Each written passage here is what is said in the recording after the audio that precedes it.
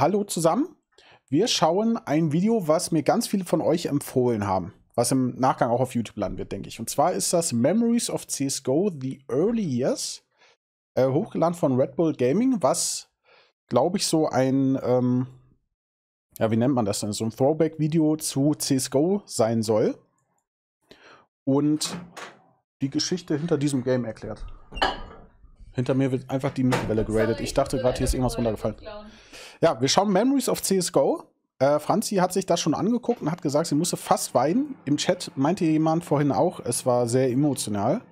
Ich dachte zunächst, dass es ein Video über komplett Counter-Strike wäre, wo ich so, ne, 1.6 und so war ich ja noch nicht dabei. Ich spiele erst CSS seit 2009.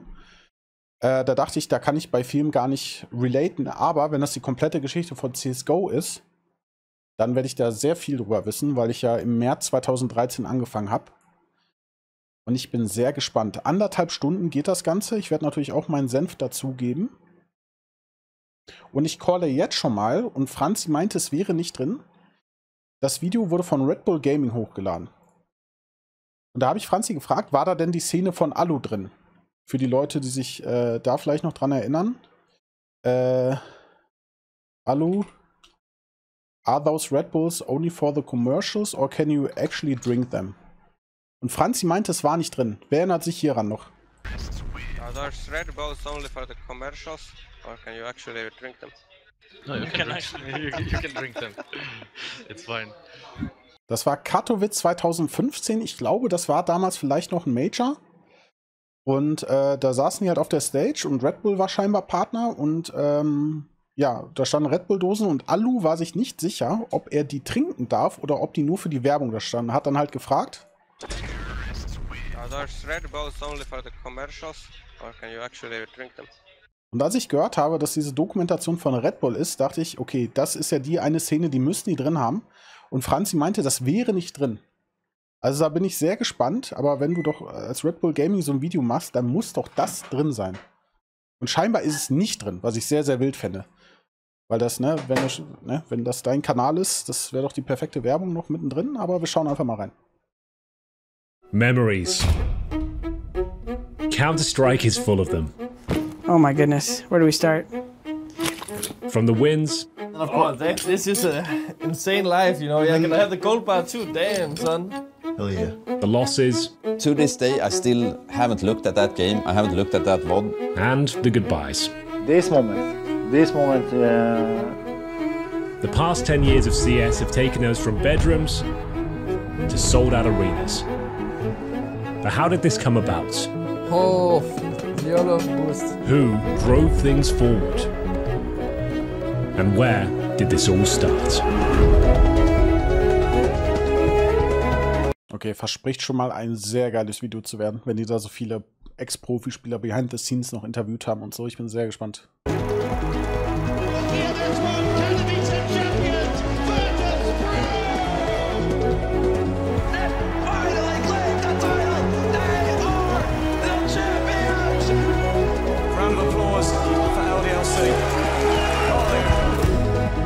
I came into this tournament with my father, who passed away just before I got here. SK Gaming, second mega championship in a row. Cloud9, unbeaten major champions.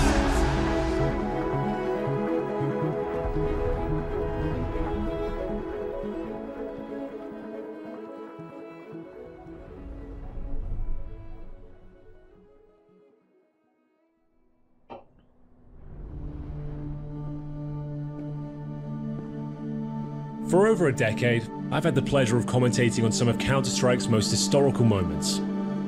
In this film, I'll be looking back at the early years, a journey that began in 2012 when Valve released Counter-Strike Global Offensive. Das war ein Scheißhaufen damals. This kick-started a race to the top, a push to be declared the best. But who was leading the charge?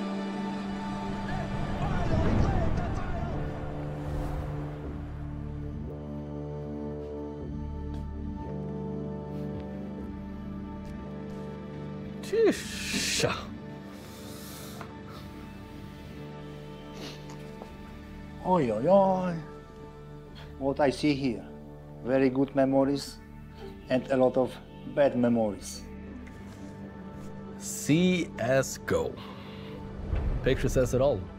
Or now it does at least. CSGO got released in, what was it, 2012, I believe? What a shit game it was. Habe ich nicht genau das gerade genauso auch gesagt, was das für ein Drecksgame war? Ich glaube, das kam noch irgendwann Herbst oder so 2012 raus und ich habe erst März 2013 angefangen, weil ich da noch voll im CSS-Grind war. Und unsere Truppe damals, mit der ich CSS gespielt habe, die haben alle CSGO komplett boykottiert von Anfang an. Weil für uns CSS das einzig wahre war, Source, und keiner hatte Bock auf Go. Und dann war Go auch lächerlich verbuggt und richtig trash am Anfang. Und dann sind wir irgendwann, ja, März 2013 war das. März 2013 sind wir dann umgestiegen auf CSGO. Ich wollte gerade sagen, schon krass, hier die alten Säcke zu sehen, ne? Das sind so für mich die Counter-Strike-Helden. Was jetzt für den einen oder anderen von euch, die jetzt vielleicht erst so um die 20 Jahre alt sind, so Leute wie Monacy und Donk sind, das sind die Dudes, die jetzt hier sitzen. Ein Forest, ein Pascha. Das sind die, mit denen ich so vor 10 Jahren an E-Sport Counter-Strike rangeführt wurde und für die wir damals so gefeiert haben. Let me tell you. I think when you look back to 1.6 final year, you saw a lot of tournaments pulling out. You saw the salaries of teams getting less and less. We don't have sponsors, we don't have money for living. Some very important guy told us there is no chance global offensive will be big as 1.6. So you need to guys find a way to join like a normal life. It was getting to a point where it got really bad. I actually started working towards the end of 1.6 like a part-time job. It was definitely on its way out, and CSGO became like the savior of the Counter-Strike genre for sure. CSGO in the beginning though, was not very beautiful. It lacked a lot of things that people did like. Oh mein Gott, ich werde viel pausieren, ne? Weil das halt... On its way out, and CSGO became like the savior of the Counter-Strike genre for sure. Ich werde viel pausieren, weil ich mich halt an diese ganzen alten Sachen noch erinnern kann und mir das wieder angucken möchte, weil ich das ja auch viele Jahre nicht gesehen habe. Aber dass das so schlimm war, ich weiß halt, damals war das schon problematisch auf der ESL-Seite, weil viele Leute waren halt 1.6 Anhänger, die andere CSS. Das war so ganz krasse Rivalität, ob du 1.6 spielst oder CSS. Genau, und ich glaube, irgendwann hat die ESL, das war früher die Plattform, auf der man so gezockt hat, was heute vielleicht Faceit ist, hat die ESL gesagt, wir closen 1.6 und CSS und bei uns gibt es nur noch CSGO. Und dann warst du gezwungen, CSGO zu spielen. Ich glaube, wahrscheinlich war das dann, wo die dann gesagt haben, wir stellen E-Sport in CSS und 1.6 komplett ein, nur noch CSGO. Vielleicht war das der Punkt, wo wir dann auch auf Go geswitcht sind. Dieses Overlay hier, ai. CSGO in the beginning though was not very beautiful. It lacked a lot of things that people did like about Counter-Strike. Kind of how the movement felt, how responsive it was, how the gunplay worked. But as the years went on and on, it became one of the not one of the best first-person shooter ever made. Ja, hands down. Und ich denke auch, dass das mit CS2 genauso sein kann. Also, ne, für Leute, die jetzt so krass in CS2 reintrashen, abgesehen von den Cheatern, was natürlich katastrophal schlimm ist. Aber im Vergleich zu CSGO, wie CSGO am Anfang war, wo das rauskam, war CS2s Release um Welten besser, was das Gameplay und so anging. Also CSGO am Anfang, also ich habe keine Worte dafür, wie verbuggt dieses Game war. Und das ist halt mit jedem neuen Spiel so, wenn du so einen ganzen Engine-Port hast und sowas. Also das größte Problem, was ich aktuell sehe für die Casuals, sind halt die Cheater, aber ich glaube, so Gameplay-wise wird CS2 auch noch richtig lecker werden. And with a new game came the formation of new teams. So, how our team NIP got together, how we formed, how we got paired with each other, where did it all begin? Our whole squad here. Freiburg, Exist, me, Fifth Lauren, Get Right, we're all looking very young. How did we start? Get Right actually approached me. He said like, hey, they want to start up NIP again. And I was like, cool. Well, I'm down. Don't have to ask me twice to play. And then he approached Exist. And then initially we wanted to incorporate like Source players. Since the engine in a sense was the same engine as Source, we kind of wanted in a sense was the same engine as Source. Right, like. Ist das Kerrigan? Wen erkenne ich da im Profil? Ist das Kerrigan? Das Exist natürlich. Irgendwie, das Profil kam mir bekannt vor. Ist das ein junger Kerrigan, den ich da sehe? Oder wer ist das? JW? Das ist doch nicht JW, oder? Warte, ich mache mal meine Facecam weg. JW mit Haaren? Ich habe irgendwie, okay. Das ist doch Fnatic, ja, aber aus dem Profil hätte ich da JW nicht so richtig erkannt. 70.000 Kronen. Source players. Since the engine in a sense was. Ist Kerrigan? Ja, habe ich doch recht gehabt. Was the same engine as Source. We kind of wanted to get them in and get some more knowledge and just like see how it would fit. And it turned out that Fifth Iron was absolutely perfect. He had good in-game leading capabilities. He was very good at like understanding the game. And for the fifth player, which ended up being Freiburg, was not my go-to pick initially. But yeah, I got outvoted on that one, which I'm happy about. Sometimes, hey, you mess up, okay? I can admit that. Adam turned out to be the perfect fit. When the CSGO came up, I don't know I will continue my esports career. There is a funny story because I invite like Tas and Neo to my wedding, and there already was like my future boss because I changed work. I left the esport, and Neo and Tas asked my wife, please let him play CSGO. There is a future because player NIP still playing. There is something wrong. Why they playing? For what? Once Freiburg was decided, GetRight invited us all over to like a pool party, and it turned out that we all felt like we all became best friends that night. And after a few hours of my wedding, I came to my boss, my future boss. I say to him, boss, I came back to eSport. Die waren ja auch unbesiegbar die ersten 2 Jahre, ne? Die haben nichts verloren. With new teams forming and 2 scenes merging into one, it was only a matter of time until fresh rivalries were born.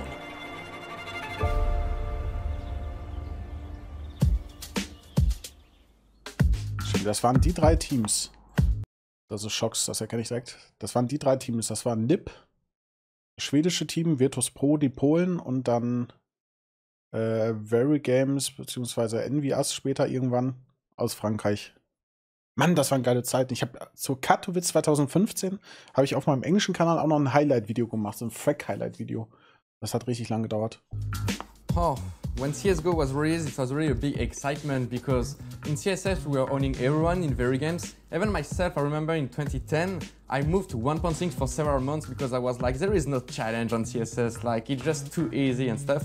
And when CSGO is coming out, this is the real test, you know, this is really like the real thing. We're gonna face the 1.6 monsters, the 1.6 legends. They came in with a style that I was not used to play against. Very structured, very tactical.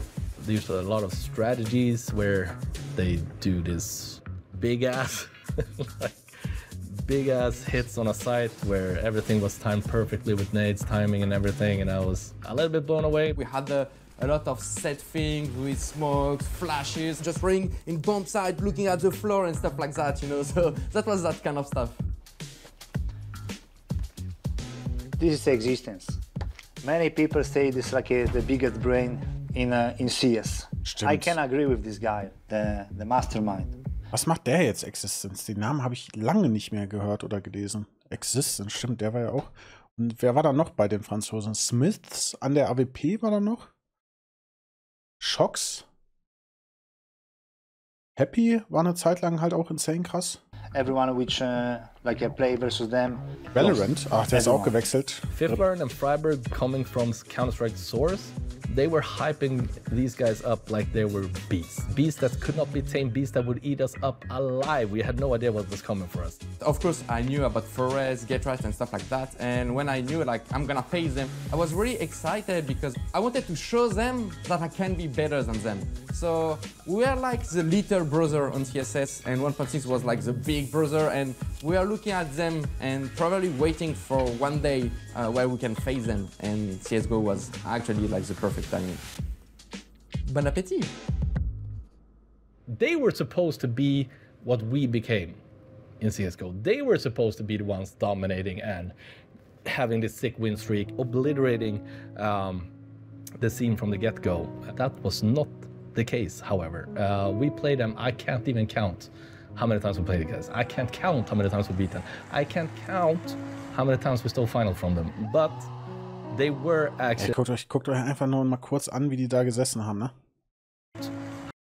In so einer Turnhalle, das sieht aus wie eine Turnhalle. Die Fans, glaube ich, direkt dahinter. Das waren auch schon Gaming-Monitore, wenn ich das richtig sehe, aber früher, das waren halt echt so, da waren die großen Events, hier Dreamhack war so Turnhallen-Feeling einfach nur.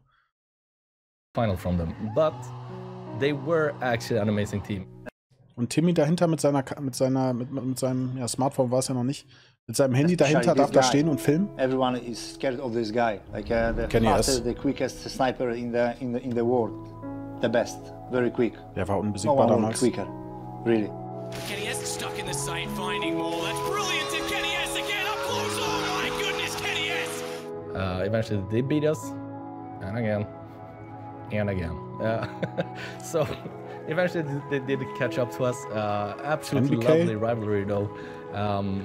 But at the same time, it was very interesting and just like a way for me to learn and adapt. Ja, das war Smiths, ne? Smiths, NBK, Existence, Shoxy.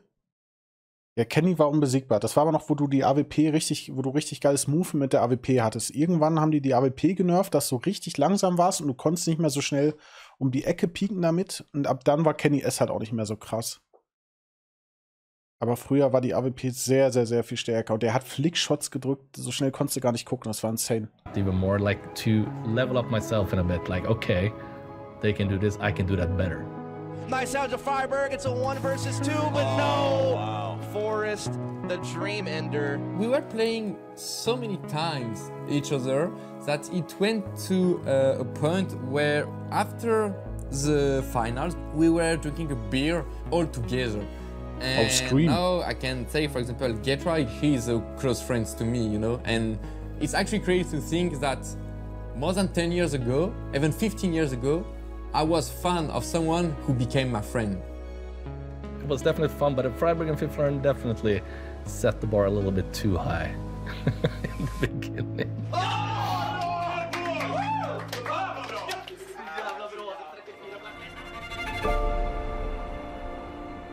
Forest, the dream ender. And with those rivalries born and the storyline set, all that was needed was a tournament to crown who was king. Erste Major? So with Counter-Strike Global Offensive came also something that hasn't been done in 1.6 actually. We didn't have a 1.6, and what didn't exist in Counter-Strike before was like support from the developer.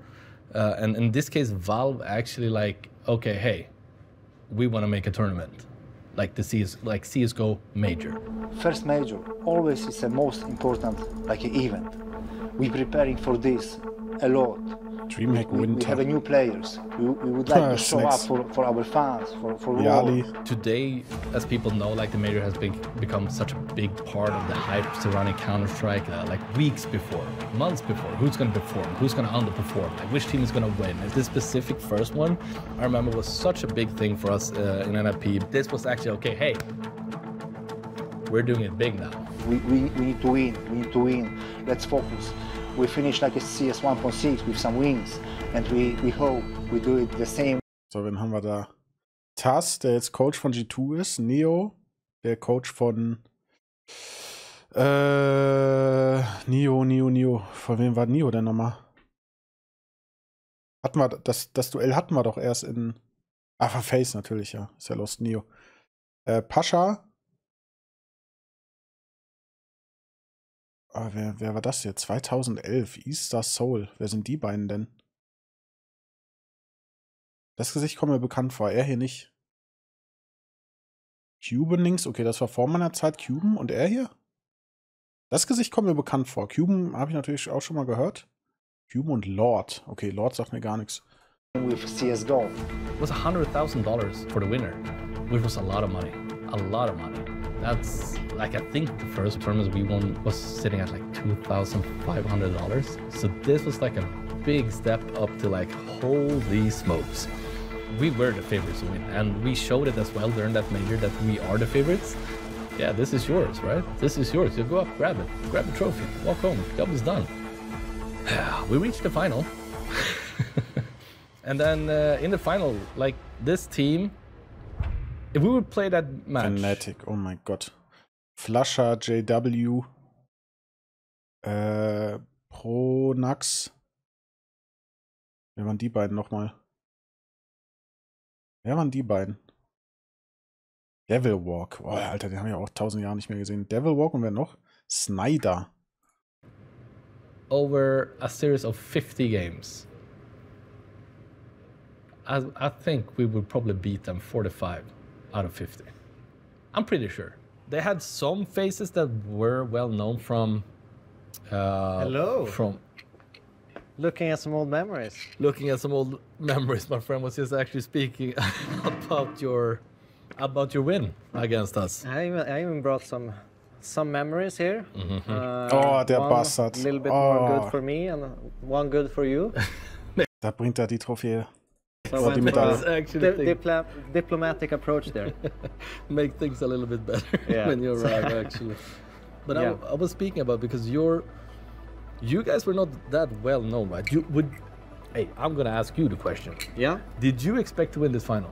Like, honestly, because I was sitting here saying that like we were probably heavy favorites. I mean, you were enormous favorites. Right? Yeah, because you guys haven't done really like anything before this tournament, right? No, we weren't known guys. I mean, we were such a random gang of players, really. On health, if Geralt can find him, he goes for the fake. He looks all around, he can't find Schneider. Schneider's walking up here. Is he going to be able to do it? There's not much time. Geralt has to find this kill. He's not looking behind the barrel. He misses him. How did it happen? And now Schneider gets the kill. There's no doubt. 14-2, and that's the round. Look at him high-fiving. Look at the complete happiness on Fnatic right there. Der daddelt einfach im Hoodie. You did not expect this, did you, Anders? And then, you know, we just felt good. I don't know. There was this harmony, you know, you get sometimes when you go to a tournament where everything just feels right. It kind of stings a little bit. Yeah. Hearing that, but I understand.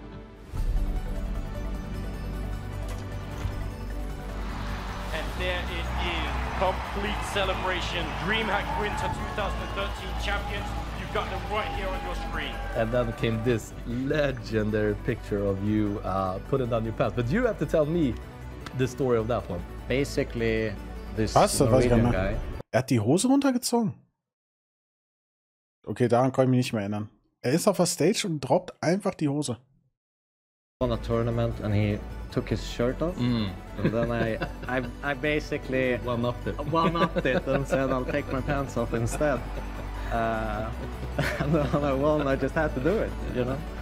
And then it's so funny. Das wäre so ein Armin-Move. Also wenn wir mit Armin irgendwann auf dem Event was machen, jeder feiert sich, klatscht dich in die Hände und dann guckst du dich einfach so, willst den nächsten abklatschen und dann steht Armin da und hat einfach keine Hose mehr. Das wäre so ein Armin-Move. When you see get right here. Wait, actually. And he points his fingers. Actually, yeah, imagine losing. Das ist das Geilste. Get right. Aber er guckt auch voll rein, ne? Er schaut auch voll einfach nur in den Schritt rein. Get right. Und zeigt drauf. Ist das ein geiles Foto. Daran konnte ich mich gar nicht mehr erinnern. Imagine losing major final and then you see a guy pulling down his pants. Unbelievable. Obviously, you guys were idols and you know, people we all in our team looked up to.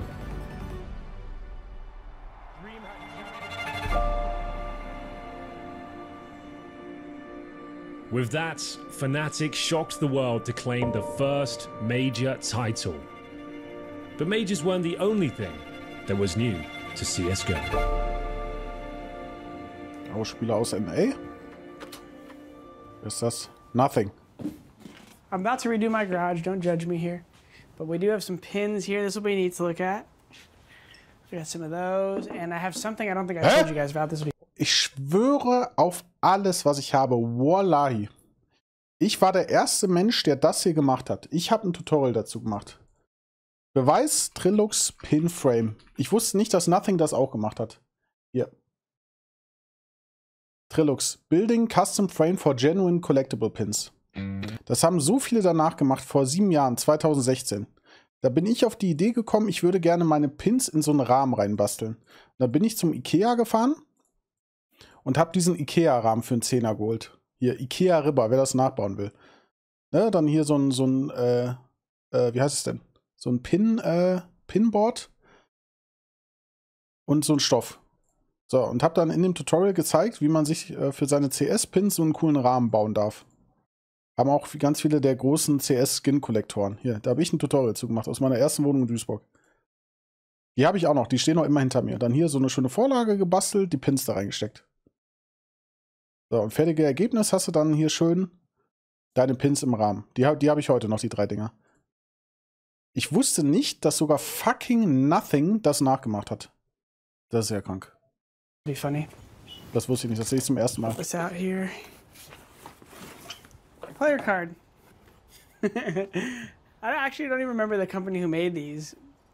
But so far my stats are Iceman 97, Freestyling 99, Spray 95, Entertainment 96, Flashdance 99. I think we could have bumped a couple of numbers there, but whatever.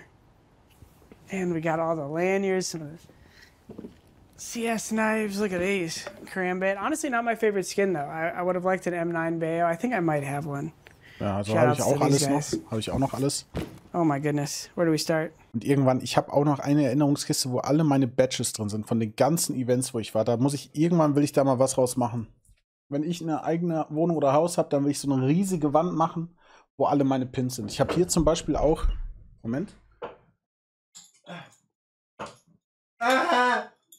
Kein Bock, jetzt aufzustehen. Von der Dreamhack 2020. Da sind wir Platz 3 geworden mit Team Schwein. Dem habe ich auch noch eine Medaille. Aber wie viele dieser Badges ich gesammelt habe über die Jahre, ey. Da muss ich auch irgendwann mal was mitmachen. So ein Zeitstrahl. Wo ich dann irgendwann hingucken kann, wenn das alles vorbei ist hier mit YouTube und Twitch und ich 50 Jahre alt bin. Und da ist dann einfach so mein halbes Leben in Event-Badges dann an der Wand.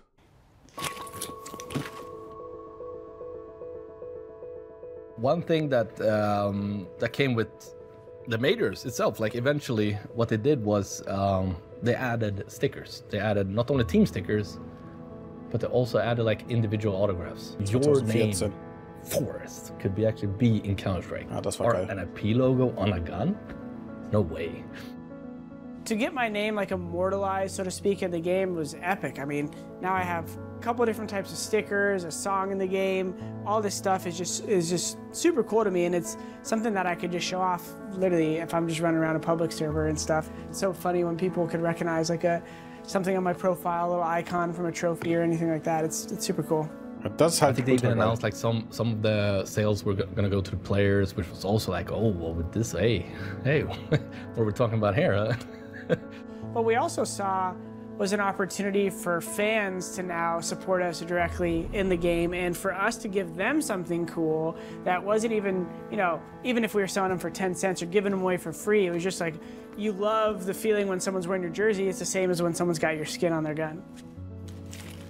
I think I've been to a couple events, huh? Bei mir, also meine sind glaube ich auch so. Also so ein Batzen habe ich auch mittlerweile schon. See here. Oh man, I'm glad we found these. Look at this. You can almost consider it the most important thing in this box because Half-Life Counter-Strike with the CD key on it this is the origins here. And a lot of you these days don't even know what this is. You guys can copy it even at this point. I don't know what it'll get you.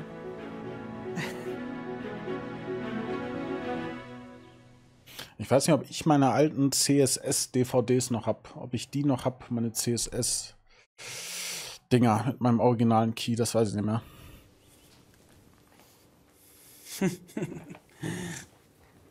I see Steel smiling at me right away.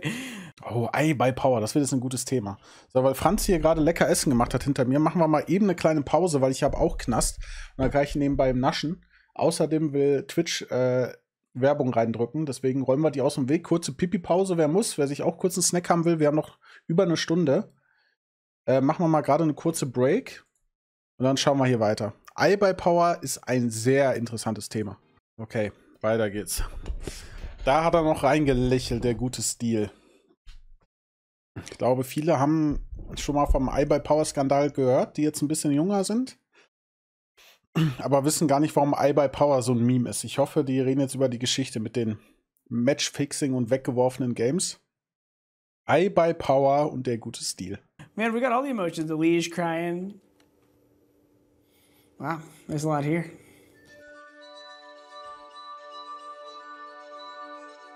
So my first actual team that was basically a pro team was Complexity here. We kind of put together what we thought was the super team that we could have. Oh, Brex. Was macht der jetzt? Auch Valorant wahrscheinlich, oder? Brex. Forrest. Samphis. Der ist jetzt eine Ultramaschine geworden. Der ist Bodybuilder, den würdest du gar nicht mehr wiedererkennen. Der streamt immer mal wieder. Der war halt auch unglaublich krass. Der hatte auch eine Zeit lang, wo Leute gesagt haben, ist der beste Spieler der Welt. An den habe ich aber auch schon 2-3 Jahre nicht mehr gedacht. Valorant ist dort down gegangen. At the time, myself, Hiko, and Swag were considered 3 of the best, like 1.6 players at the time. The scene started growing, and that's when, you know, the Source players and the other team, Steel Dazed, and those guys, and then Skadoodle was a new name here. Skadoodle. Clocks!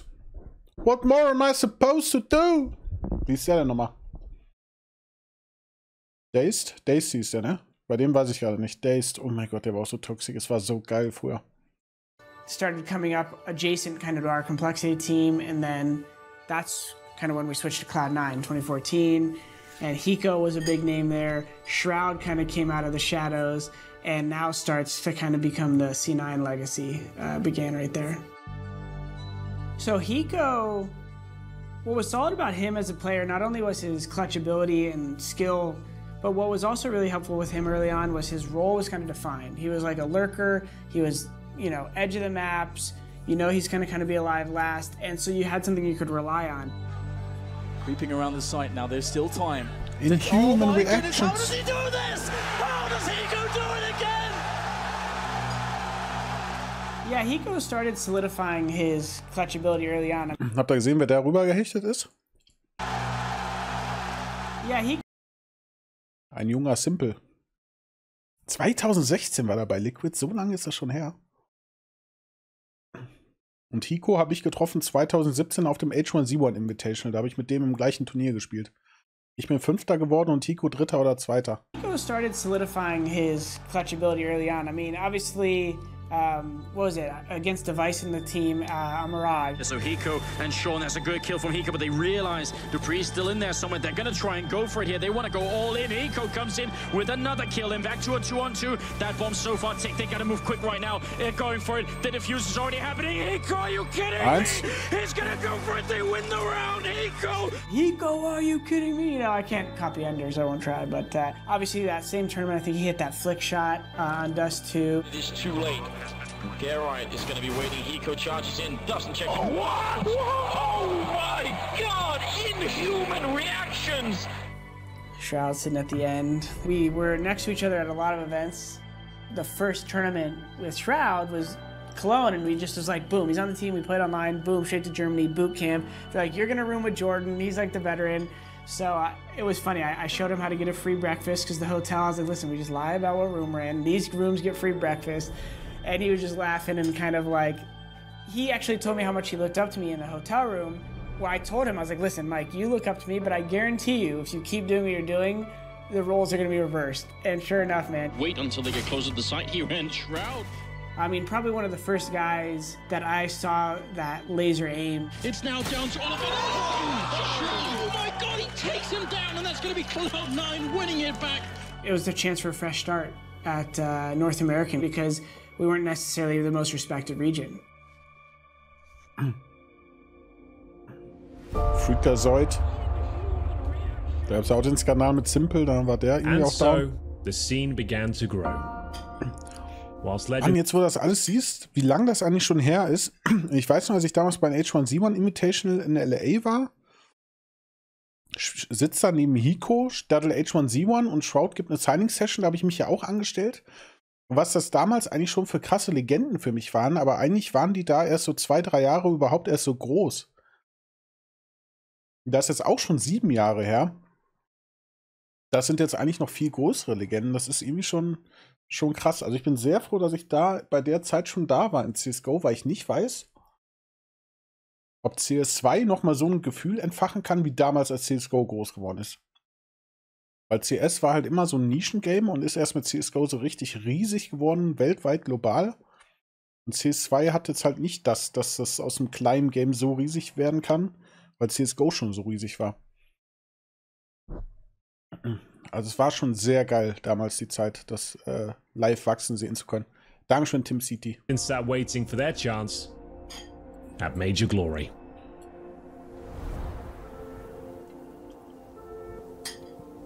Aber schau, da sind wir jetzt bei Pascha wieder, oder? This is my famous wall. This is my team. I spent with them like more time than my family. This is like a Tess IGL. This is like a Neo, also IGL. This is like a Snacks, sometimes IGL. Our coach Kuban, Bialy, and the Papito, maybe not IGL, but they have like an eagle nose, like here. And I, of course, in my team, I was the sniper.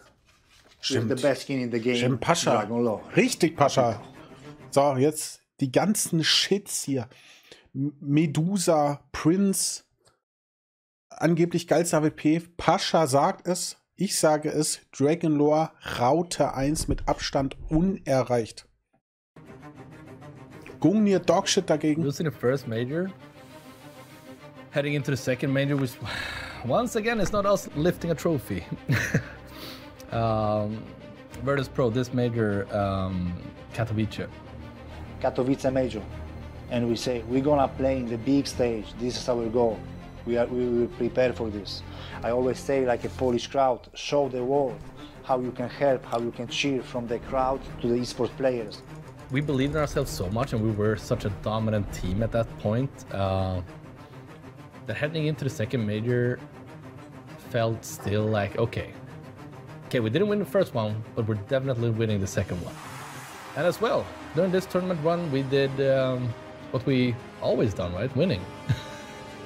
I want to see a grand final versus Virtus Pro. I think it's going to be the most amazing game ever. Our team has prepared very well for this tournament, and we're happy to be in the final. We get up to the final, and it's against Virtus Pro at their home soil, Katowice, packed out. The matchup versus NIP always was hard. We know that wasn't be easy. No way. Neo and Forest. There is like a always special atmosphere in our team. Neo always play the best Counter-Strike and Forest the same. But we have an advantage. NIP know we playing in front of our crowd. Very, very good start and a very nice pistol round by Virtus Pro, and everyone is cheering for them. It is just crazy. And I think in this day they playing the top level. I feel it because I think they a bit scared. But this is my opinion. But I don't know them opinion. Virtus Pro as a squad was scary. They like when people talk about scary. I know Very Games, right? People were talking about Very Games. Scary. No. You don't know scary. These guys, Virtus Pro, they were scary. These are the type of guys you play against, and it doesn't matter if you're up like 14-1.5. These guys would never, and I mean never, just give the... Ich glaube, Tass ist ihm so ein Mensch, der ist auf die Welt gekommen, der sah schon aus wie 40, ne? Da war der ja noch jung. Aber der sieht heute genauso aus, wie er vor 11 oder 12 Jahren aussah irgendwie. Und brüllt darüber. And it doesn't matter if you're up like 14-1.5. These guys would never. In 30 Jahren sieht er noch immer so aus. Just give the game to you. Playing in Poland, did you believe that you'd make it here? It was our goal. It was our dream, but it's not finished. The job is not done yet. Our aims are ready to change the champion, to change the #1 in the world. Taking information, just going onto the A bomb side, and there's no one. Pasha gets the first kill. Pasha picks up the first kill. It's a headshot onto Get Right, and he'll put it down. I remember this was like a special final because after this match is starting, one by round, people cheering. No, even not round by round, but by kill. On that A site, they've got 4 players in there, and Stacks coming in, gets himself a headshot onto Forest, and every frag is being cheered on by the crowd. People went crazy, and this is what I remember. Every kill, single kill, So they were at one point, I guess, called the Plow. Virtus Plow is the if the team give us, you know, chance, win round by round, there is no stop of us. There is no button to stop us. Just machines, right? They could absolutely stomp opponents. You think you're winning, but then suddenly the ignition turns on, vroom, and then they just start plowing it. He will eventually go down at the hands of Pasha. They're 3 frags away now, Virtus Pro. The last round, that was Inferno. That was like a 4 versus 2. The bomb has been planted, and there was a 4 versus 1. It's all on Forest. He gets the first. Die alten AK-Sounds, die man da im Hintergrund hören, wie blechern sich die anhören. Danke, Sasquatch. Die Stimmung bei CS-Turnieren ist aber im Vergleich zu anderen E-Sport-Titeln wirklich krass, ja. Deswegen, ich hoffe auch, dass ich noch sehr, sehr lange zu so Events wie IEM Cologne und so gehen kann, weil es einfach jedes Mal geil ist. Already like a vulcan, like a pumping myself. Even Forrest, I think, was alive. I am already like, I think, jumping. He doesn't get the second. Virtus Pro have won. Taz has delivered in front of the home crowd. Already jumping and be happy, pump my biceps. I go to the snacks already to hug him, to feel my team, and we say we did it. We did it. What we said like 1 year ago, we're gonna play in the big stage, and we won. We realized the plan. Maxim, nothing more. Ladies and gentlemen, put your hands together for your EMS1 Katowice champions, Virtus Pro! Yeah, we did get plowed that final, actually. We did get plowed when I think about it. This is the first CSGO major final I played. I think I've been in 5, where we lost 2-0. And it was not even close. So maybe the plow started from here. Who knows? Ja, das Bild kenne ich auch noch genauso. When we won Katowice, when especially I back home, like people you know on the street. I don't even know the e-sport. They congratulate me because everything you know was in television, media interesting. Even I go to my city when I'm born. Like the government of the city, like invite me to the building, give me some, you know, like a medal, some papers, like a flowers. So I feel like a god. I feel like a god. First time in my e-sport career, and from this moment, I told many times, it's my e-sport career, my personality, Pasha biceps, growing up till days after this event. So I would like to say thank you for ESL Katowice make this event, and that's how I will remember my biggest match, my biggest tournament. How we love my team, how we stick together after many losses before. We can always stand up. Aber deswegen ist das Pascha auch so wichtig, dass er jedes Jahr den Pokal da reinträgt. Der ist ja jedes Jahr auf der IEM Katowice, ist Pascha das, der den Pokal da reinbringt. Und jedes Mal muss er weinen, wenn er den reinträgt. For the biggest also das ist wahrscheinlich noch krasser, wenn deine E-Sport-Karriere jetzt so vorbei ist. Und das erinnert dich immer an die Zeit. It was a very beautiful thing to see, even in a rivalry team. It was so nice to see a squad being so tight. They went on to be, for sure, one of the best teams in Counter-Strike. Absolute beasts. Und Snacks saddelt noch. Right now I show you the best achievement in my esport career, 2 in 1. One because I won the Katowice, and second one, I was the MVP of this event. So I wish every player that kind of moment. Won the best, most important event of the year, and in the same time, MVP of this event. This is me, Papito.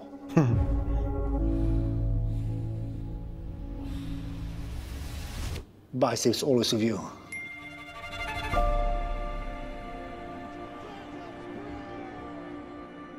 If ever there was one thing that was for certain in CSGO, you eventually got what you deserved.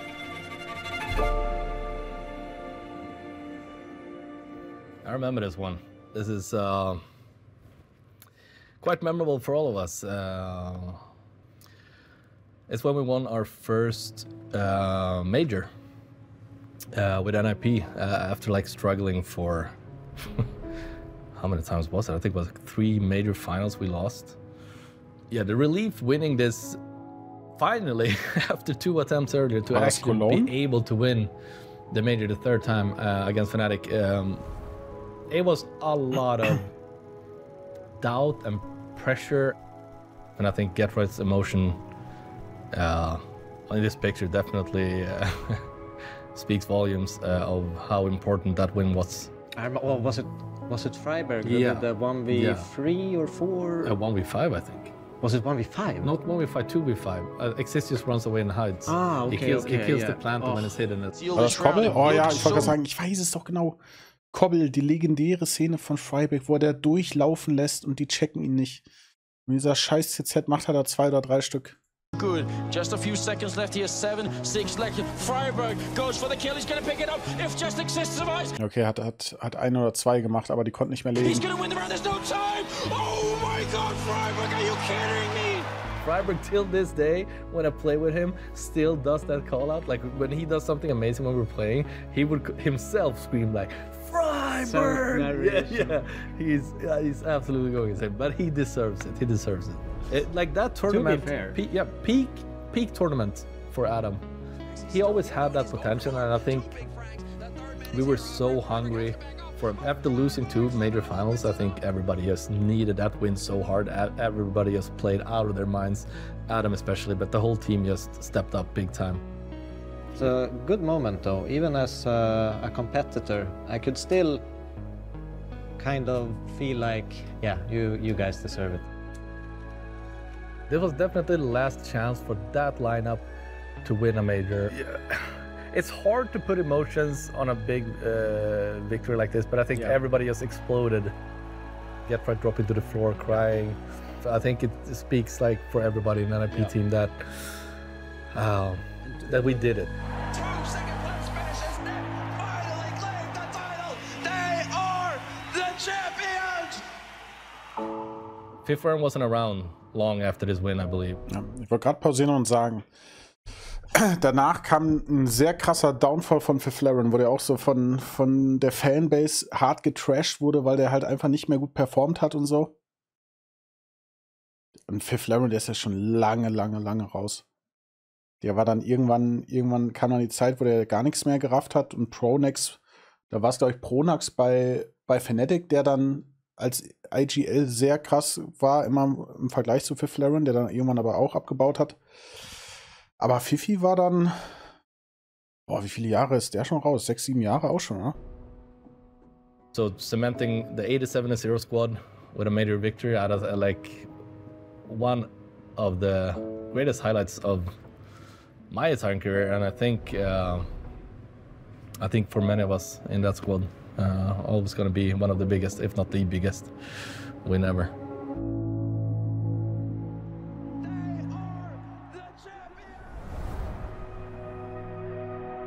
Danke, Frivilli.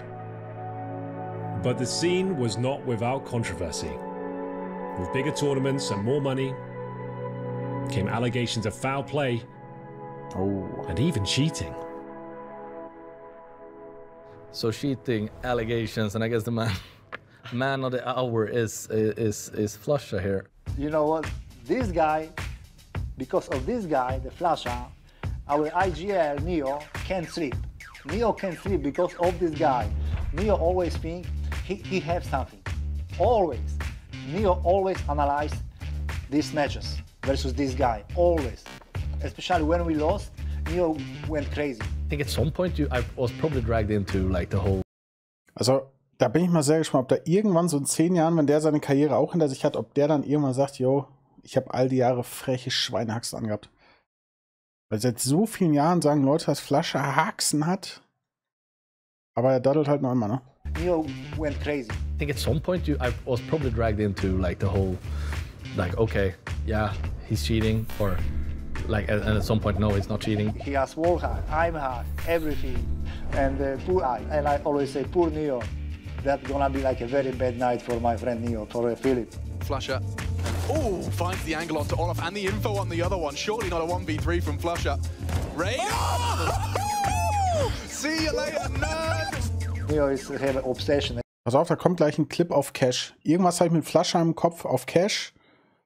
Der ist CT unten auf Cash am B-Spot und wallbangt einen durch die Wand vor B oder irgendwie sowas. Mal gucken, ob das noch kommt.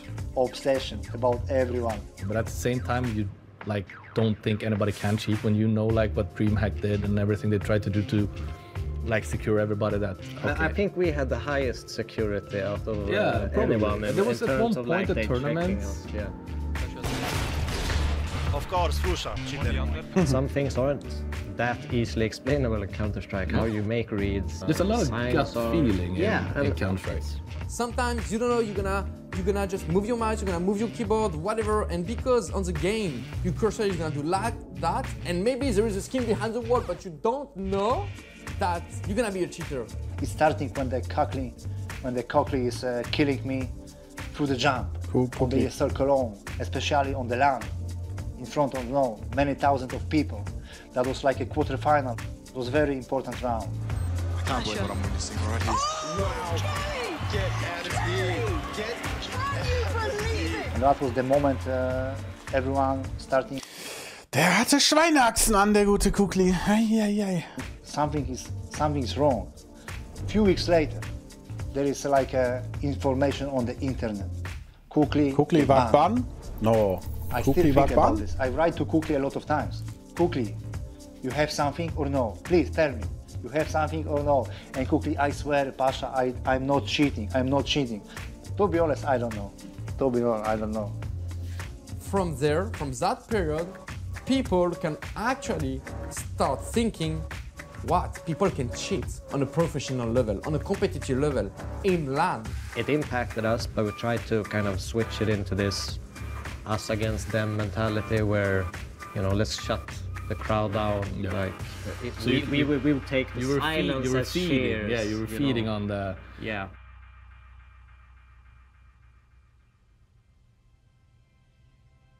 So the iBuyPower ban. Oh yeah, man, iBuyPower. We had heard, you know, the CSGO Lounge betting was happening and people were realizing their matches. Das war auch eine wilde Zeit, wo du auf CSGO Launch Skins wetten konntest. Auf die Teams. Und ich sag's euch jetzt, ich würde sehr viel Geld drauf wetten. Virtus.pro hat sehr viele Games geschmissen. Die haben, das ist so, als würde heute Spirit gegen Team Schweine-Im spielen und Team Schweine-Im gewinnt. Wir schicken 20 € auf Virtus.pro raus mit einer Chance 50 Cent an Skins zu gewinnen. So extrem nicht, ne? Aber wir schicken 20 € raus und denken, wenn die gewinnen, kriegen wir 2 € zurück. Ist free. Team Schweine-Im gewinnt ja niemals gegen Team Spirit gegen Donk. Und dann werden die da weggemäht. So oft jedes Mal auf Virtus.pro geschickt und die verlieren gegen Teams, die nicht wissen, in welche Hand die Maus gehört. Da wurde weggeworfen. 100% wurde er weggeworfen. Around it and they're like, dude, this match doesn't mean anything. We go into this, some other North American teams say something's happening, some match fix or someone got caught, and we kind of heard someone without knowing the name, and then they said, I think it's Brax and all them. I think they literally threw a match. Wait a sec, they threw? Like, we're like, dude, I think they throw. Look at these clips. He's going to have two right there. Can they line up for him? Er schießt einfach nicht. Why did he hesitate so much? Oh, he says he wanted a knife. I gotta say, the entries are looking a little weak from iBuyPower along with the strats. I mean, they're just doing very basic things. I think they actually threw, like, is this for real? Like, why would they, like, how much money could they have made? Like, you're like wondering, was this really worth, like, they're for sure, something bad's gonna happen. And then, of course, the news comes out and boom, Valve bans them. Like, we were still figuring out our scene. Like, these are players that we for sure thought maybe we'd even play with again. Die beiden, die ich nicht erkannt habe die ganze Zeit, waren AZK und D-Born. D-Born kann ich mich auch gar nicht mehr dran erinnern. D-Born? And at this time, you're thinking, wait, like, Brax, who I liked as a player, Steel, Dazed, AZK, like, these are all really good players. Are they done? And then I kind of started to be like, oh, this is real. Tyler, of course, said, hey, I wasn't part of this. The other guys weren't denying it, and you're like, really? Man, it was a bummer. Honestly, it just felt weird to even ask him about it. I think eventually I talked to Brax, and he's like, I didn't really even know what I was doing, but you did it, so it was, yeah. I think at the time in North America, we were already struggling for practice. So not only did we lose like a really good practice partner, but like our rivalries, you know, rivalries push you to the next level. I mean, if I could turn back the clock and talk to the iBuyPower guys, it's obvious. Like, Ja, die haben dann ja irgendwann auch gesagt, die haben das gemacht, weil die damals mit ihren Profiverträgen irgendwie so, weiß nicht, so $1000 bekommen haben oder so. Also es hat so gerade so gereicht, um irgendwie die Miete zu zahlen und den ganzen Shit. Und dann, das waren ganz, ganz andere Payments, die da hatten. Jetzt bist du Tier 1 Profispieler und machst deine 20, 30k im Monat festes Payment plus alles andere noch on top. Da haben sie sich halt mal kurz mal 200 € an Skins auf die Gegner geschickt, mit plus 3k raus und dann war das halt gut bezahlt. Aber ist natürlich trotzdem keine Entschuldigung.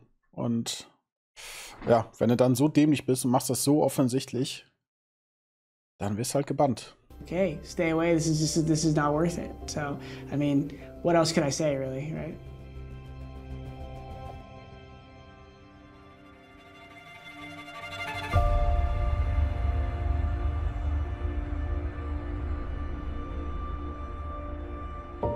However, this wasn't the first time the CSGO boat was rocked by drama. For that, we must look back to the time of the Olaf boost. Oh, Oh, the Olaf boost. I'm gonna remember it all my life, you know. So yeah, the Olaf boost. Yeah, the sensitive topic for many reasons. Gunstripping, are you ready? It's LDLC versus Fnatic. Make some noise. Yeah, packed house here for this match, and this could potentially be a grand final match. So essentially, we ended up playing LDLC in the semifinals. I remember we did a really good city side on Overpass. It was the third map. LDLC are coming into the second half ultra confident. I mean, they had a near flawless first half here versus Fnatic. They have a great lead, a great head start going in here. I think we lost Pistol as well. Yeah, you did. Shots comes in with another one here, and it's going to be a 1-on-2. He just has to defend. It's a one headshot. He needs to pick up a second one, and he's going to 13-3. Double kill. LDLC, they win the round. So we were essentially in a really, really deep hole. Oh, the pressure is mounting on the Fnatic side.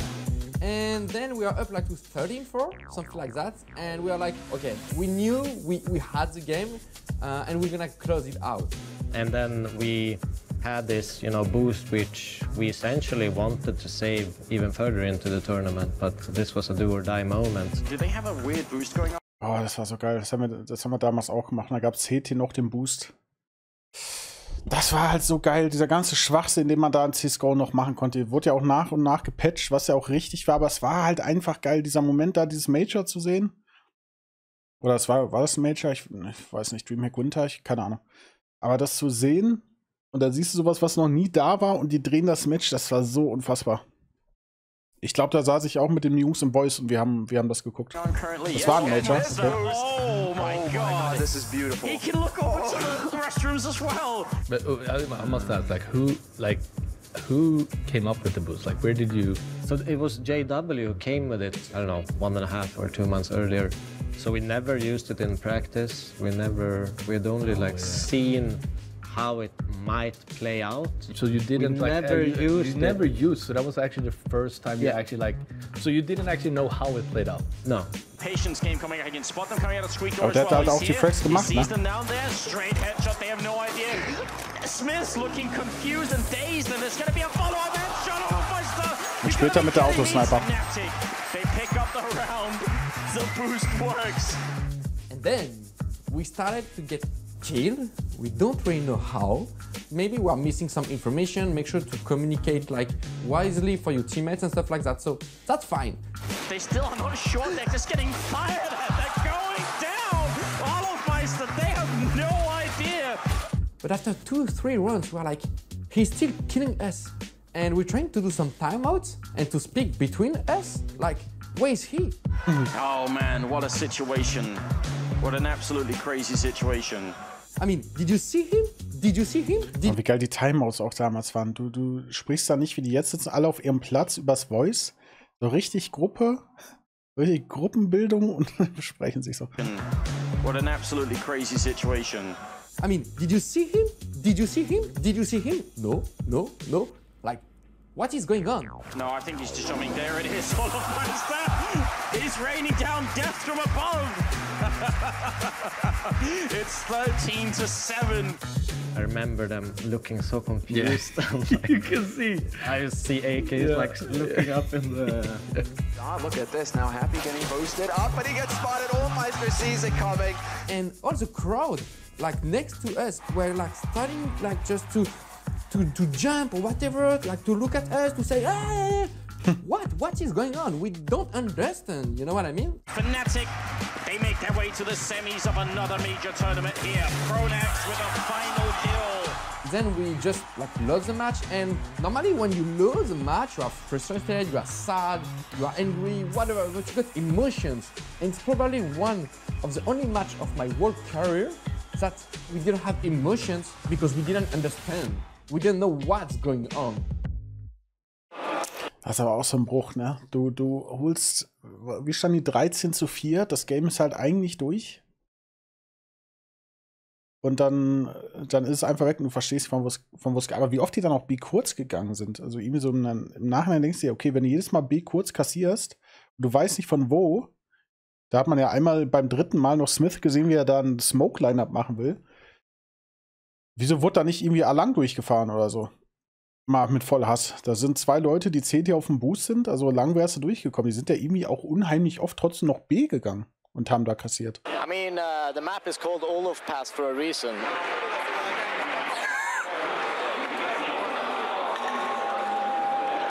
Honestly, I don't know, I am genuinely speechless.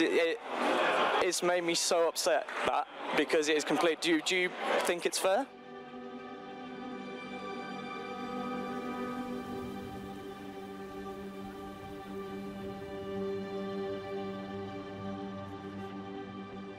In the arena, the fans were cheering, right? So we were super excited. I was screaming after every kill, I think. I was super excited, and I was like, yeah.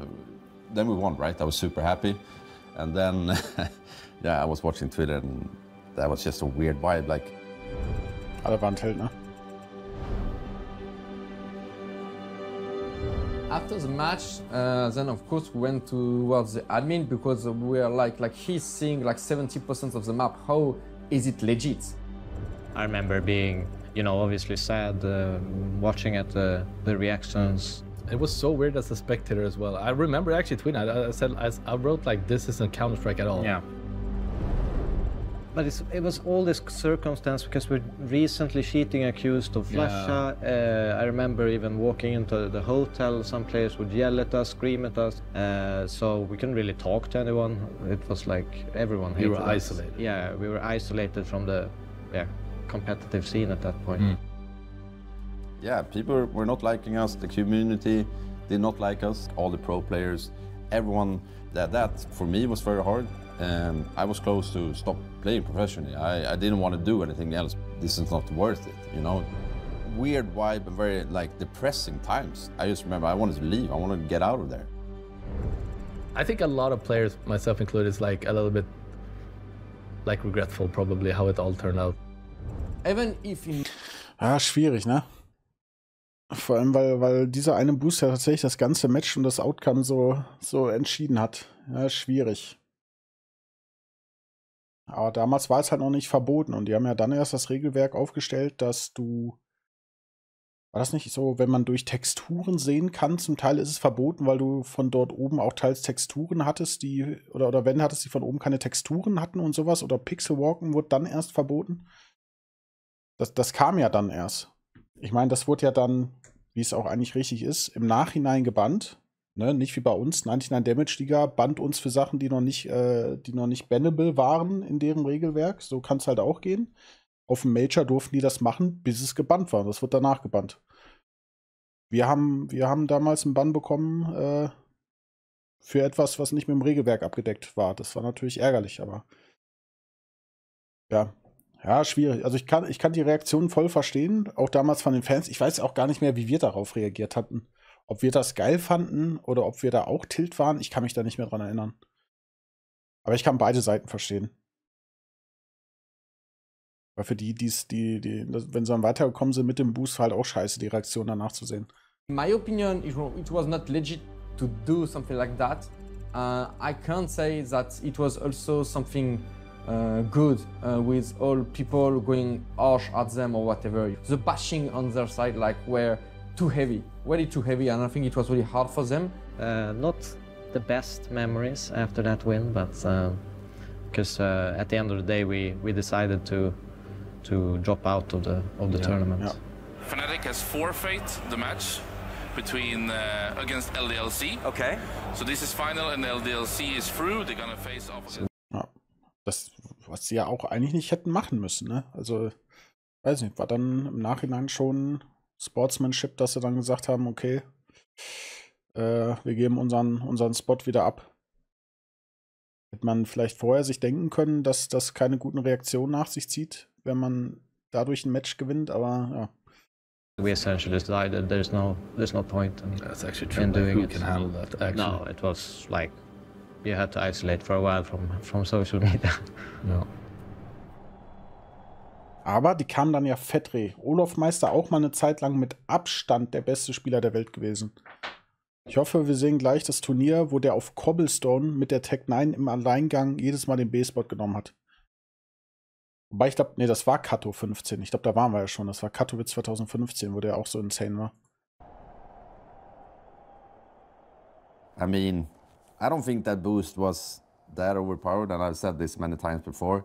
If it happened again, I would do the same. Like now, even more so. And I would fight the decision. Like, I don't know, I'm a different person now. But yeah, in the end, it kind of helped because after that, I think I became a better player and we as a team became a better team as well because we were like, okay, fuck it. It's we against everyone else. Let's just do this together. And we started winning and we won a lot. Your ESL 1 Canada champion, Ja doch, war doch richtig. For us, and also for Fnatic in a way, for all kind of this bullshit that was going on. Like, let's just not put that chance in the trash. If we win against Fnatic like that, we win the event, no matter what. Round of applause for LDLC. Oh, they're even going to put it up there. That win, like you will remember it for life. Das finde ich auch geil noch so. Das war früher bei den E-Sport-Events immer so, dass du da quasi deinen Placeholder-Check bekommen hast mit dem Preisgeld, was drauf stand. Das gibt's ja jetzt auch nicht mehr. Das ist aber auch so richtig Retro-Feeling, wenn du da dein Plakat bekommen hast, wo drauf steht das Preisgeld, First Place, $100.000 mit Edding, der Teamname draufgeschrieben. Das war schon cool. Lifetime. And I was also playing with Smith, who is my best friend. You know, when the first major came out, we were like, okay, let's do a promise that we're gonna win our first major together. And we did what we were actually like dreaming of when we were younger. And I'm really happy to have been lucky with him and with my former teammates back then.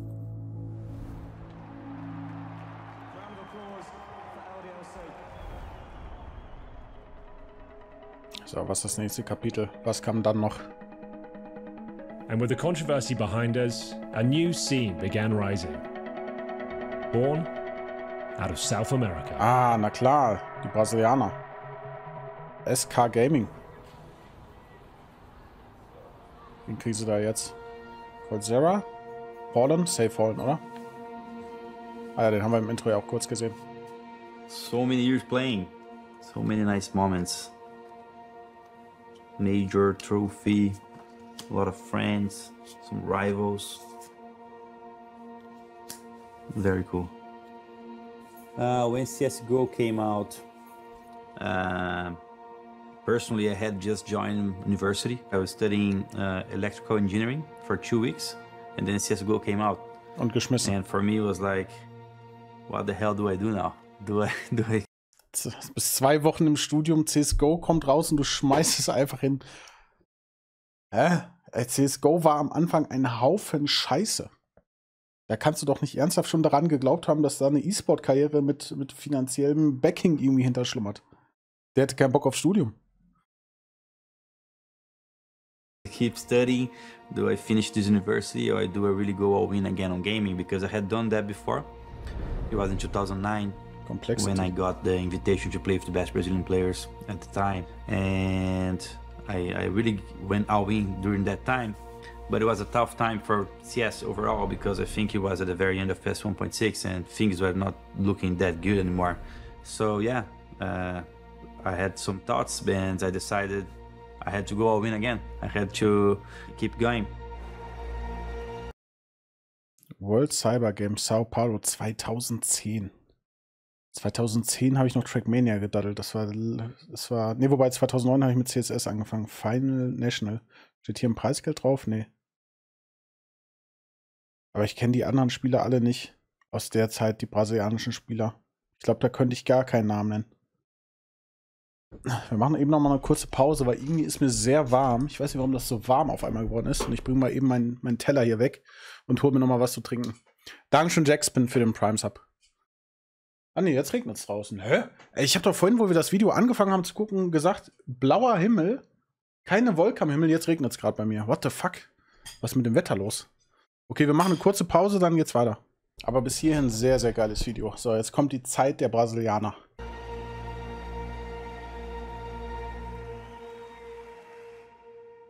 And then 2014, we decided to go to our first CSGO tournament. It happened in France. And on that specifically month, we decided to use all the gatherings, all the money we received from the Students on Games Academy. This is Fallen. I'm here to talk today about CT on Mirage. And we actually told the community, hey, we're going to be using the money to go to that tournament. So the subscriptions doubled. And we went from like 200 students monthly to 400 at that time. And then we played our first tournament there. I think we won a match and lost all of the others, or maybe we lost all the matches. And it was quite funny because even Pasha here, I remember in Fur, he was like on the tournament, I'm going to take a photo with this guy. I might not have ever seen him again, you know? And then that's when we went for our first international tournament. We played MLG Aspen. And that's when we really showcased ourselves to the world for the first time, because we beat Alter, mit was für Gear die da gespielt haben, ey. Ich wollte gerade sagen, vor allem mit dem alten Razer-Headset. Aspen. And that's when we really showcased ourselves to the world for the first time. Aber dieses Headset, ey, dass die offizielle Turniere mit diesem Headset gespielt haben, Logitech G35, hatte ich auch zweimal. Beide Male bricht mir einfach der linke Kopfhörer ab. Das war ein Haufen Scheiße, die Mikrofonqualität von dem Ding. Das war 2017, als ich meinen ersten Kochstream gemacht habe, vor Face Reveal. Da habe ich einen Kochstream gemacht, wo man mich nur bis zur Brust gesehen hat. Die Mikrofonqualität von dem Ding, der Sound von diesem Teil, der Kopfhörer bricht alle 6 Monate ab. Und damit haben die Turniere gespielt. First time, because we beat Cloud9. Jordan and his team was doing super good at the time. And here comes the Brazilians coming from nowhere, nobody ever heard of them. And then we played an amazing match against them on Mirage. We were playing with a couple new strategies that no one had ever seen it. We were literally throwing 5 smokes at the same time on A side. To make sure that they don't take any losses once these grenades come in. And there you go. See Cloud9 moving in a little bit. They know what's going on. We had all planned out where we're going to plant the bomb, which kills are going to come, how they would freak out when they see all the smoke. And then people are like, oh my god, like we gotta get this game global. Just like that, Cloud9 get obliterated against the Brazilians. Kaboom, I don't think anyone saw that coming. And Cloud9... An den Teamnamen Kaboom kann ich mich aber gar nicht mehr erinnern. Kaboom, da klingelt gar nichts. Look stunned, they look speechless. And watch out, world, Brazil's got a contender. Having the Brazilians as a rival were interesting because they moved to USA, so now we had a new practice partner. And these guys were like, "Whoa, these guys could shoot." Yeah, so we first went to US. We went together to some stores, buy the first tables, get the first chairs. You know, we were deciding who is gonna sleep with who because we didn't have enough rooms for everyone. But you know, there was just this feeling that. Ja, FNX kenne ich noch, Fur kenne ich noch. Gab es Sticker von denen im Spiel oder waren die bei ihrem ersten Major dann schon mit einer anderen Org unterwegs? Kaboom hat auch keine Sticker im Spiel, oder? What really mattered to us was playing some CS. And that's when we received the first invite to play qualification process in Katowice for the major. During that trip, we didn't have enough money to do all the things we wanted. And that's when Flusha had just won, I think, a Pantamera tournament in Sweden, and he decided to donate his winnings to our cause. Hey Flusha, we're just coming out here in Denver and realized that you made a donation for us of 4K reals, and because of you, we are ready to go there. Thank you so much, man. Geil, Ehre. With a lot of help from himself and other players and other orgs like ESA and Brazilian community were able to go to Poland and qualify. Stimmt, ey. Aber hier, Fallens Haartransplantation, die hat aber hart reingeknallt. Also wenn du hier gerade so ein Bild gesehen hast von Pascha vor 10, warum sag ich Pascha von Fallen vor 10 Jahren und jetzt voller Haarpracht. For the first major. Hier vorher, guck mal, wie licht das da oben schon war. Der sieht vor 10 Jahren älter aus als jetzt. Da hat Turkish Airlines aber ready gemacht bei dem. And you can imagine the pressure, right? Because not only really wanted to go through and do well, but a lot of you have helped us financially and emotionally, and everyone is supporting us. And when we went to the last match, we're playing the Danish guys, and I just remember the feeling of finishing that match and recognizing how important that win was. Fallen picks it up, and Kaboom advance another step closer to the major. Couple changes here, couple changes there, and we are able to get this guy in the team. Eventually ZKK was removed and Code Zero was added, and since day one he already showcased something different. We would go play practices and he was just a headshot machine. You could see it on the first days. Even the practice we're playing, I remember even Kerrigan saying something like, where the hell did you find this guy? You know, he's like dropping 30 bombs every single practice. And from day one, he was very different. He had a lot of dedication. He was the first one on the server, last one off. Very smart, very open. Ja, der war irre. Aber der war halt auch in Kombination mit Taco, war der so krass. Das war irgendwie dieses Duo. Taco ist immer vorgegangen, hat Entries gemacht oder ist krachen gegangen, damit Cold die Info hat und den Refract holen konnte. Das war auch insane. Überlegt mal, wir sind jetzt bei Cold und wir haben noch nicht einmal den Namen Simple gehört eigentlich. Den haben wir einmal kurz gesehen, wo es um Hiko ging. Wir haben noch nicht einmal den Namen Simple gehört. Dankeschön, Schliff, für 15 Monate. Open-minded to the ideas the team wanted to play. At a certain point, we felt that something was needed. We decided to pick up Taco, yes. FNX, and Zeus, the coach, and make a big replacement to the team. And that was just the beginning for us. That's where all the magic happened. Ladies and gentlemen, let's make some noise here. Light the building up. Yeah, MLG Columbus, I remember at the time as well, they had just doubled up the prize pool. You went from $250,000 to $500,000, which were like, whoa. If it happens for us to win, that's going to be the biggest ever. There you have it, folks. And again, I don't think you can nod enough to Fallen. Not only what he has done with this team, what he does with any of his players around him, and what he has done for the Brazilian scene. They've already, in the space of a few months, elevate themselves. They're already an elite team. They're making finals. They're coming close to winning. The key thing is they've never won a big tournament before. And they've certainly never been this deep in a major before. So the obvious narrative is like, oh, is it their time yet? And we played this tournament super well. One of the deciding matches happened on Mirage again. And this time we had this guy, 15-9. Yeah, he has the graffiti game now on beside Mirage. Here he comes once again. The first base is a Dren. He's going to hit the ground there as Cold. Oh, what? Jumping double from Cold! What is going on right now? How does he do this? He made some magic happen and they were like, what the hell? What just happened? And he was like, I can't even explain what happened, guys. Let's just win this thing out. From that moment on, we kept going and we came back into this match. There even a Taco on the second map on Cash.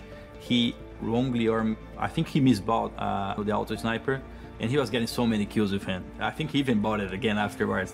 Big play from Fur, and now Taco's in there with that auto sniper. 2 frags. He's going to get the last one. Ja, als man noch nicht Waffen verkaufen konnte. Aber Autosniper auf Cash auch immer ultra krank. Mann, jetzt habe ich wieder Bock auf Cash. Das war ja mal meine absolute Hassmap. Aber mit Autosniper von der Pose hier hinten gegen Ende von CSGO, du kannst da fast nichts machen, wenn du Main kommst. Das ist, weil du hier durch diese kleinen Lücken aimen kannst mit der Autosniper im Doppelzoom. Das waren solche Free Frags. Die war so stark, die Waffe da. Ich glaube, heute, ab nächster Woche packe ich die Autosniper auf CT-Seite wieder rein. Mache ich die Scout halt raus oder sowas. Oder die Farmers raus oder so, keine Ahnung. Ich will mal wieder ein bisschen mehr auf Autosniper gehen. Those things that decides that you don't really account for, but when it's your time to win, when it's fate, it just really happened. And then later on we played finals against Navi and we won first map on Mirage. Picking it up and Luminosity winning on Mirage. And then from that moment the confidence was over the roof. We just wanted to win this trophy so much that nothing was stopping us. Now it's a one-on-one, Guardian versus Taco. It may just be destined to be. It's Luminosity winning their first major championship.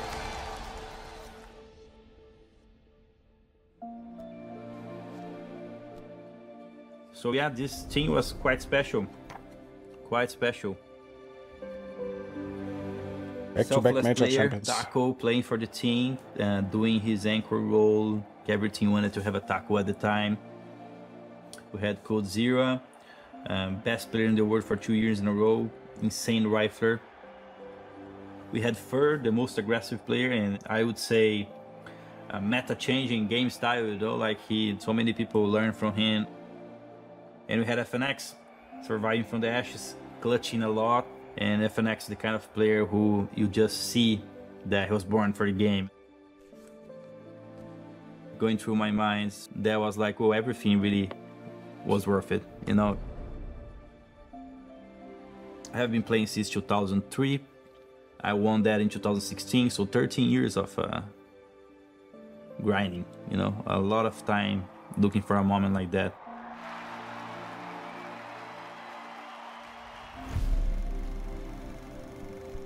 I know that you've sacrificed an awful lot. You've moved home, you've left family at home, you've had no money, you've put money into the scene, you've helped the Brazilian Counter-Strike scene, so much. Can you sum up to me just what this means to the country of Brazil and your teammates?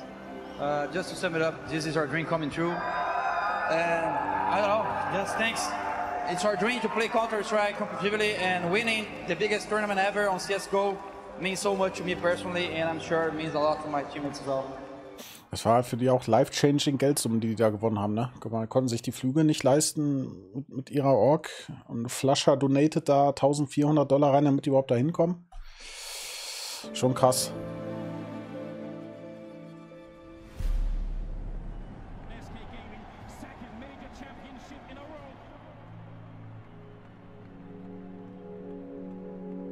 One by one, the great leaders of Counter-Strike began to get their moments of glory. From Fallen to the legendary Ukrainian captain, Zeus.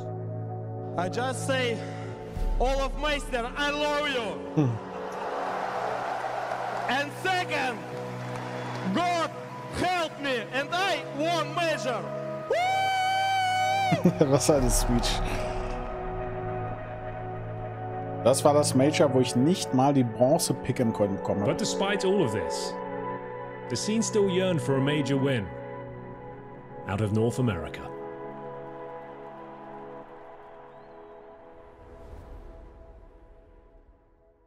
So going into probably my best CSGO roster yet, which was myself, Shroud, Stewie, Automatic, Skadoodle.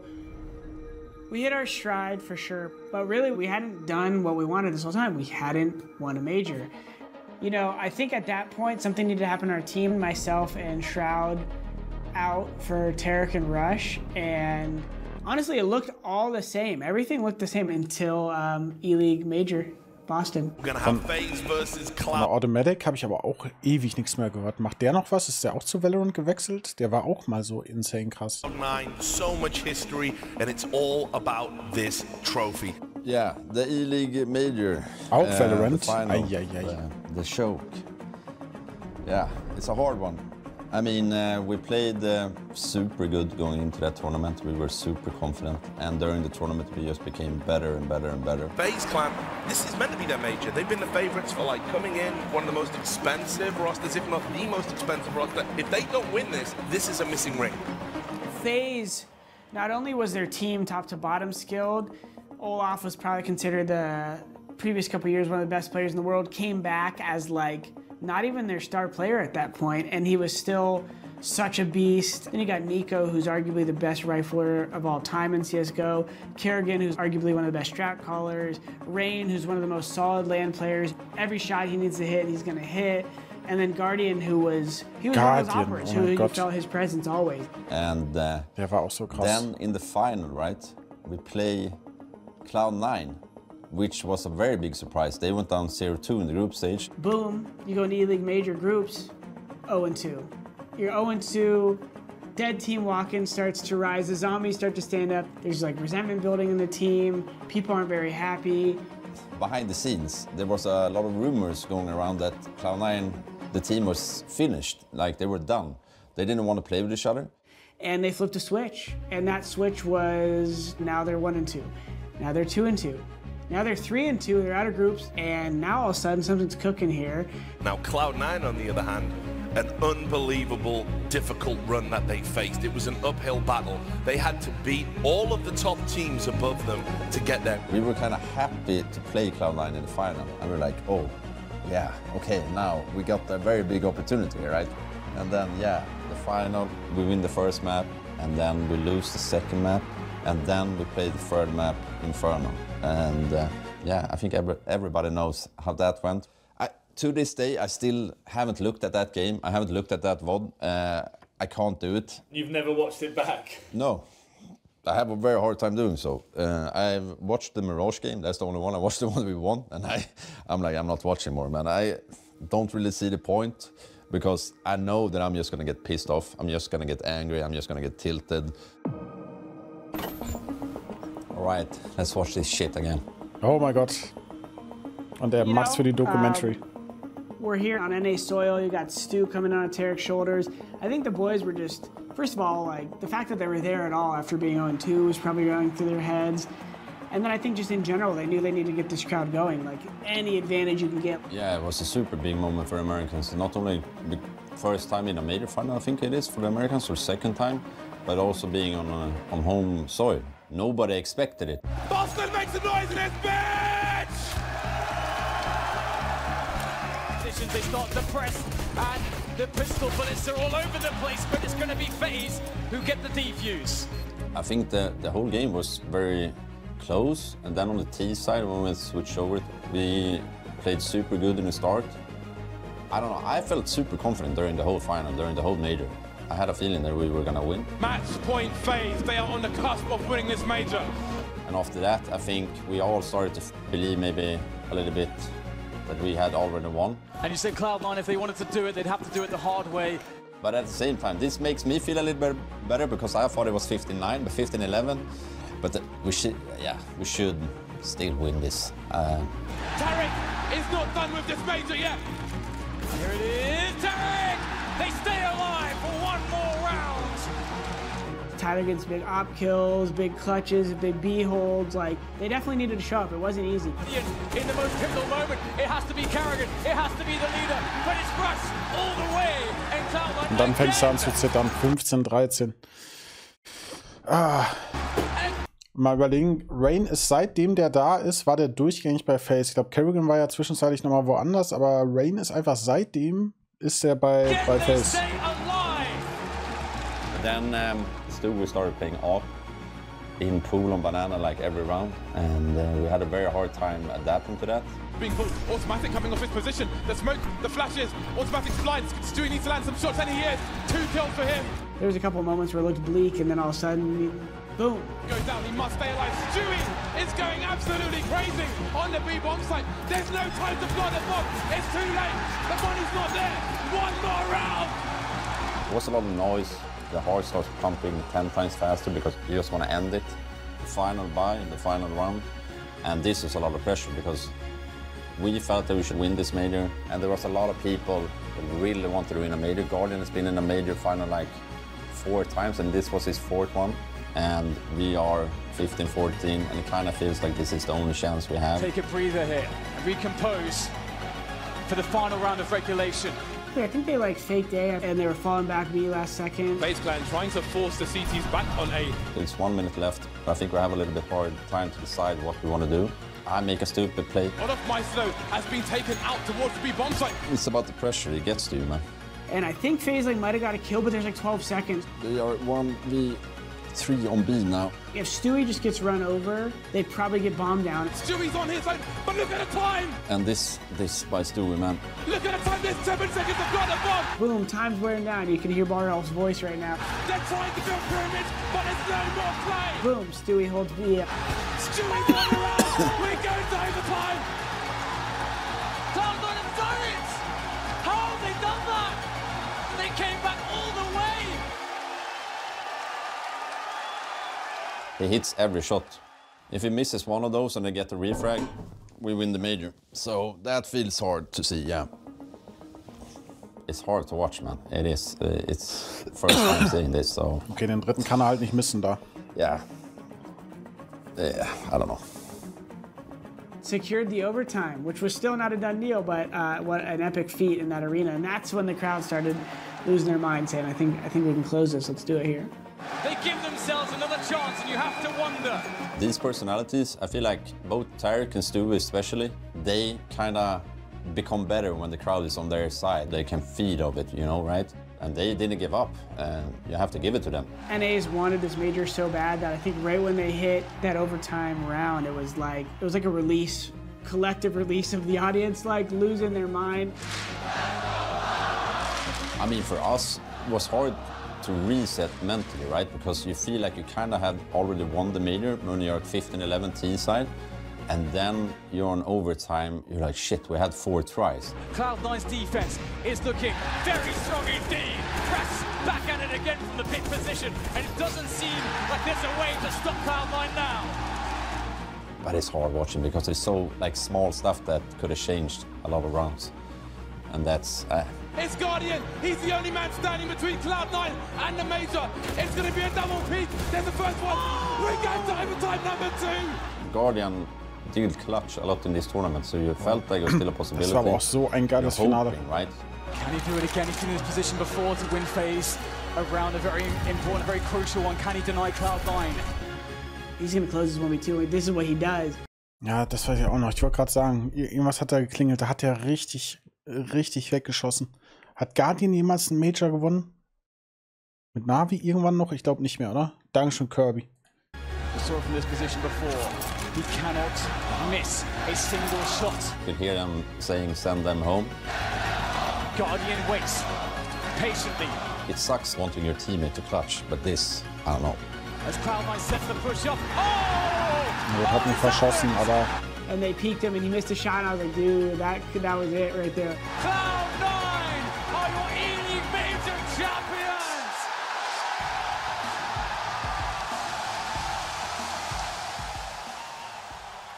So I was just like, honestly, watching on my phone when they were in the playoffs, wow, they're doing this. What's going on? I'm like, dude, I'm about to win a major. And then all of a sudden, I'm checking my phone. This map, that map, third map. They lost. Oh my gosh, I didn't lose. It's overtime. Oh my, and like watching it, and I was like, dude, they just won the major. You're shocked. You don't know what to say, you don't know what to do, and you don't understand what just happened because like 10 minutes ago you were up 15-11. You were gonna win a major, but you end up losing in double overtime. Yeah, that was, it's a tough one, and it's the hardest loss that I ever had in my career, and one of my hardest days in my entire life.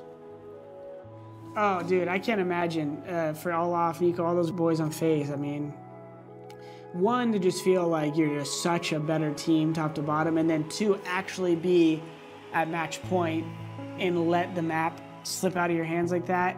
Yeah, that's one that they didn't sleep well for a couple nights at least after that. To this day, I mean, people talk about that upset, and Nico should have won. That could have changed his whole career and trajectory. These are the moments that you remember more than the wins. Like the wins, you kind of get over them pretty fast, but the losses, they still haunt you to this day, you know? Cloud9, the E-League Major Champions!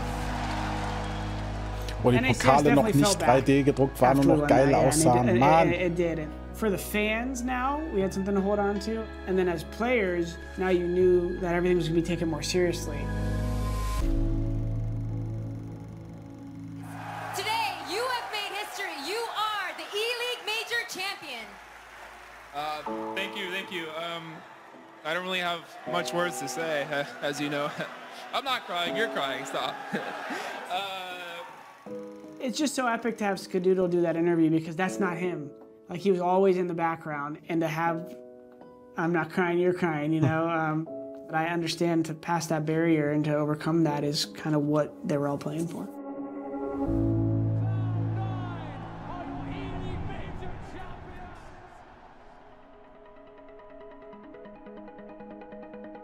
Finally, with a North American major win, the scene rejoiced. And boy, did we ever have fun in doing so. Where did all the memes come from?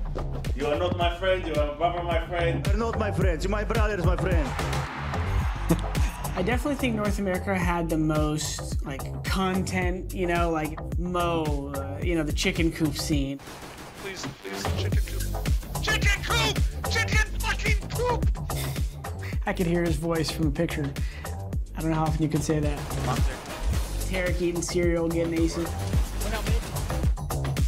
Freakazoid, our whole team, you know, Tank Top 9. I'm always the guy, like a memes coming to Papito, to me. The Score Esports, they have an application where you can basically catch up on all of the esports. People are very shy in Poland because they think about me bad, I am stupid, I don't know English, and I don't care. When someone asks me, Pasha, go to interview, I go for interview. Hello, my friends. Here is talking Pasha Biceps from Virtus Pro. Hello. Morning. Good morning, my friends. People would recognize me in 2009, but not to the same extent we happened in 16 and 17. I think I became the most followed pro player in CS. I was able to be presented in a shampoo, for example, for cleared, like Cristiano Ronaldo, you know. which one you want? People are like in Brazil saying, do you want the Cristiano Ronaldo face or falling face? Of course, Hä, das wusste ich gar nicht, das ist ja ultra insane. Einfach Ronaldo von der Shampoo-Packung. Ronaldo von der Shampoo-Packung runtergehauen. What the fuck? Cristiano Ronaldo Champion Edition, Limpeza Diarra. The fuck? Ronaldo face or falling face? Of course, I'll take the falling one. Oh man, I already know you. The flashbang dance. This is a simple one. I can only do a little one behind the chair here. But the flashbang dance, it started as the character in CSGO when they got blind, their arm goes in front, you have the gun out. It was kind of goofy. And then like we beat Dignitas on stage at Cologne, and I just flashbang dance on him like right before the handshake on the stage. And then it just started rolling where people are like flashbang dance, and like that was the thing that I created all the way to this point where now we have a song in the game called the flashbang dance. So we saw that Neymar was playing, and then he wanted to start investing into a team. Like he even thought about buying us for 1K, from what I heard. Quite frankly, he's good. He's smart. Like he knows some tricks. He knows what to clutch.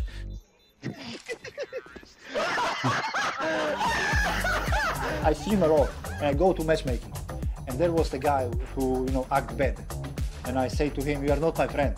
You are not my friend. And he was, you know, he feel bad, and I said, "You are not my friend. You are my brother, my friend." You are my brother, my friend. I went to Russia, and boom, the guy had a fallen face with a full bird on his arm. And I'm like, what the heck? Like, what do I mean to you for you to put my full face on your bicep? I always say, my friend, my friend, my friend. I like it. I'm proud of this because it's very good sentence. It's very good sentence.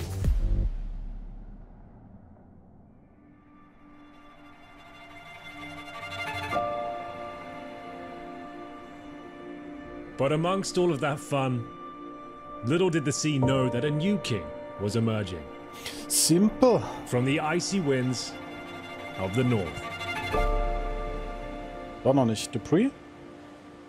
Okay, Device? so Peter, a lot of people say that this is where the action happens. This is not the bedroom. I'm not talking about the bedroom, but I know that there should be some trophies in here. There's a little bit of trophies in here. And I'm curious to see which ones you can show me. There's a few. I mean, you mentioned... I have this one. It's not as pretty, but it's an MVP, at least from Blast. It's like... Quality has upped since then, huh? Yes, it has. But MVP, huh? Yeah, I got nice. a little bit. Quality has upped. Also mal ganz ehrlich, die PGL Trophy, die sieht auch wirklich, du bist 5 Meter weit weg und du siehst, wie viele Bocken das Ding hat. Was denn für Qualität has upped? Das Ding ist aus 30 Zentimeter auf einen menschlichen Kopf gefallen und in 5 Teile zerbrochen. This is like one of the oldest trophies that I have, like from this, like it's called Steel Series CSGO League. It was like a Danish small championship. You also know it's small when it says, congratulations with your nice placement in the Steel Series League. Mm-hmm. Thank you for participating and keeping the esports going. Yeah, that's keeping it alive. Yeah, that's true. We had the Katowice one here. Nice. And there's like... Boah, was ist das denn für ein Klopper? ECS Season 5. Was this the one in London? Yeah, I think so. And this one as well from... I mean, careful, you might drop it on your toes. It might hurt. You can just give me all of them. I'm gonna present for one day that I'm Dupree. I guess. Dass sie den ganzen Kram alle einfach nur in so einem scheiß Umzugskarton reingeschmissen haben. Das würde ich mir überall hinhängen, den Bums. And then of course, this is an insane life, you know. Yeah, I can have the gold bar too. Damn, son. I brought you some tea, Casper. Lovely. You told me I could give you the best one in the house, so I brought you the mango one. You gave me yours, I think. No? I did. There's a lot of pictures here, and I can definitely tell that this is like a really great combination of everything that CSGO has brought to us. This is, I think, the first iteration of Astralis. Yeah. And probably the first. Dann haben wir da Device, Kerrigan, Dupree, Zipex und... Scheiße. Ich werde mich ärgern, wenn ich den Namen gleich sehe. KHB, na klar. Organization that was owned just by players? Yeah, like the first player-owned organization. We wanted to have, wanted to have a voice within the team, and I think that was one of the main reasons why we wanted to create it. Also because we wanted to create something Danish. I think that was also one of the things that stood out for us. But that was also like maybe the kickstart of the choking thing that we also had in Astralis. I think that came later in Astralis. We won a couple of tournaments in TSM, but there was without a doubt that we had issues dealing with the pressure and dealing with the expectations that came along with the whole winning process. And I think this is like Mia. I don't know how many people actually know her, but she was the first one that we picked up in Astralis to help us solve these problems, you know, like try to make us see ourselves as athletes in a different way. And she was also one of the forces for us winning our first major, I believe. It's Championship Sunday in the grand finals of the 2017 E-League Major. Team Astralis, like an organization, I always remember them like a very professional team, like a players, then staff. Before the final, when I saw like the psycholog, and we said, what the hell is going on? They got psycholog in the team, the girl, and everyone, you know, they are one step ahead of us with psycholog guys. Actually, prior to this major win, I was like given a warning from Sonic at that time because I had my struggles in my personal life that I couldn't figure out, and Sonic auch legendär. Yeah, it just made me a bad teammate, I guess, and I couldn't find the focus. So he actually told me maybe 3 months before the major that you know, you need to like get your shit together, otherwise, you know, we might eventually have to look for someone else. And obviously, the further we got into the tournaments, I feel like we started playing better, and then all of a sudden we found ourselves in the grand final against Virtus Pro. You know, like the Poles at that time, they were like really experienced, and I remember going up against them in the final was like, okay, this is like a little bit like the final boss, you know. Yes. We've got an amazing story going into this final. Duncan, just give me some thoughts. For me, Astralis, I mean, win or lose, they're the best team in the world. You look at their record, 3 finals in a row, but they're facing the legends. You know, this is a team where they've had the same lineup since they won that last major, which was in early 2014. So you know this is a legendary team, and they kind of play that final boss role in this era. We never found ourselves in a grand final of a major before. Yeah, that's what we all want to achieve, but winning one is also what you're fighting for as a Counter-Strike player. Yes. Maybe you want to talk us through the third map train, because you were behind quite a lot. Yeah, right? yeah, we were. So, can you remember anything from this comeback? Like, I think I remember everything. Yeah. It would require nothing short of a miracle for Astralis to bring this game back. We lead in the last map, like 13-6, I guess, 13-6. It's almost 3 rounds to get like a second major. I already think about, you know, like my achievement, about, you know, like a money we can bring to Poland. I can, you know, do something, I can invest something. You're telling me that on the CT side, when you were trailing behind quite a lot, there was no point where you were like, this is getting away from us, we're not winning. Yeah, a little bit, of course there is. I mean, I think you always have a little bit of doubt, but I think it's about like not let the doubt take over. Like you always need to keep fighting for everything around, and I think that's what we did. Zipix, but Zipix, he's playing this magnificently. And there's the clutch, point blank with the Tech 9. And the further we got into the game, like the closer we got to the end. One kill after another. Astralis have now found their way to 10 rounds. And then we got the 14-15 round. Pasha and Taz are left into 2-on-4. Astralis, they're bringing back. To go for that kind of play, to throw it all on one round, a rush onto A. VP definitely did not expect that. The last call that Glaive, I think that's like one of the most iconic things in my career is that the Glaive was like, guys, we're just gonna rush outside, just do the rush again. And everyone's like, yeah, let's do it. You know, everyone felt that, okay, this is gonna work no matter what. Are they going to win their first major, the first time they're in the finals? And their first title, we'll find out because the action's on and Gabby opens it up, takes down Bialy already. The bomb has been picked up by Dupree. They get the spray. Neil takes one and Oh, der letzte war auch so ein Lecker. They win the first major championship, 16-14. Like I said, like Katowice was my favorite tournament. Major Atlanta was the most heartbreaking moment in my career. After the finals, we asked Astralis, guys, what you doing? What the tactics? How you won versus us? This is impossible. And you know what they said? They said, guys, on the arena, on the crowd, was so loud, very loud. We don't hear nothing, and we just say, go Russia, and that's it. You can imagine? Nothing special, nothing special. Just rush, just press the W forward, and go, to the map. This is what I don't know what to say.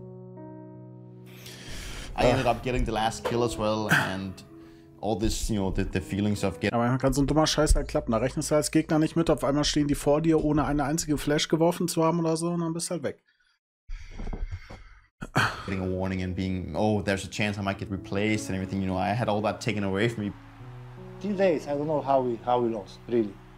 13-6, 3 rounds. It's so close. When I started playing, I don't think I expected me to win a major. I don't think anyone does that in some sense. Like, you want to achieve and win a major, but actually getting there is kind of crazy. So this is the relief photo, right? With the confetti and your tongue is out and... Yeah. I remember when we won that round, everyone just jumped up and threw the headsets off, and Danny started crying, and I started crying, and I was sitting on the floor crying, and probably the kickstart of the Astralis era as well. This must be the coolest thing you have here? I think so, yeah. Insert Grand Slam, Peter Dupree Rasmussen, DreamHack Marseille, Pro League Season 7, IM Chicago. Das ist eine echte Goldbar? Ja, aber doch nicht Solid, oder? What the fuck? Das ist doch nicht Solid Gold. Das sind doch 20, 30k oder so, wenn das Solid Gold wäre. And then you ended with the ESL Pro League Season 8 home turf in Odense. What a run. Oh yeah. The fuck? What a run. That's pretty cool. This is probably the one that I love the most from all the things I have here. Yeah, the first one. The first one to do it, I think that's cool. Also the Sadakis phrase when you won. Oh yeah. That's actually pretty cool, yeah. What is it? The best to ever fucking I think do the best to ever fucking do it. Yeah. I think something like that, yeah.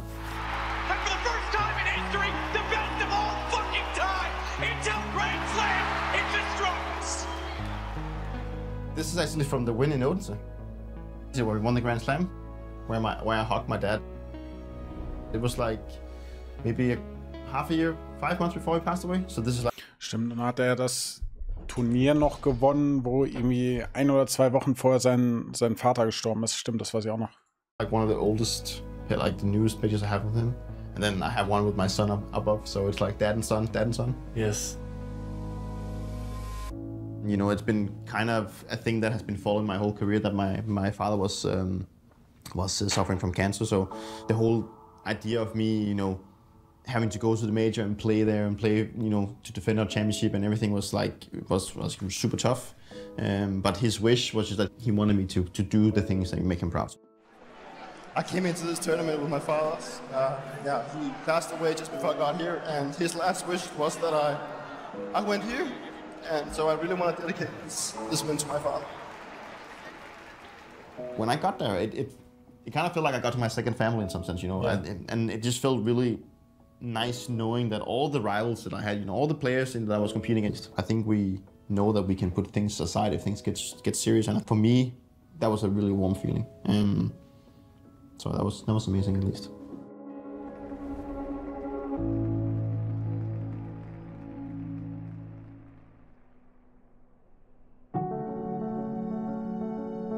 With every year that passed, we began to wave goodbye to the legends that have made this game what it is today. This moment, I feel it. I will a bit cry. This is me. This is all of me here in one moment. Da war ich live mit Felix damals, 2019. For a good day. And with those foundations set, we ushered in a new generation of competitors. each with their own struggles and journeys, a set of memories waiting to be told.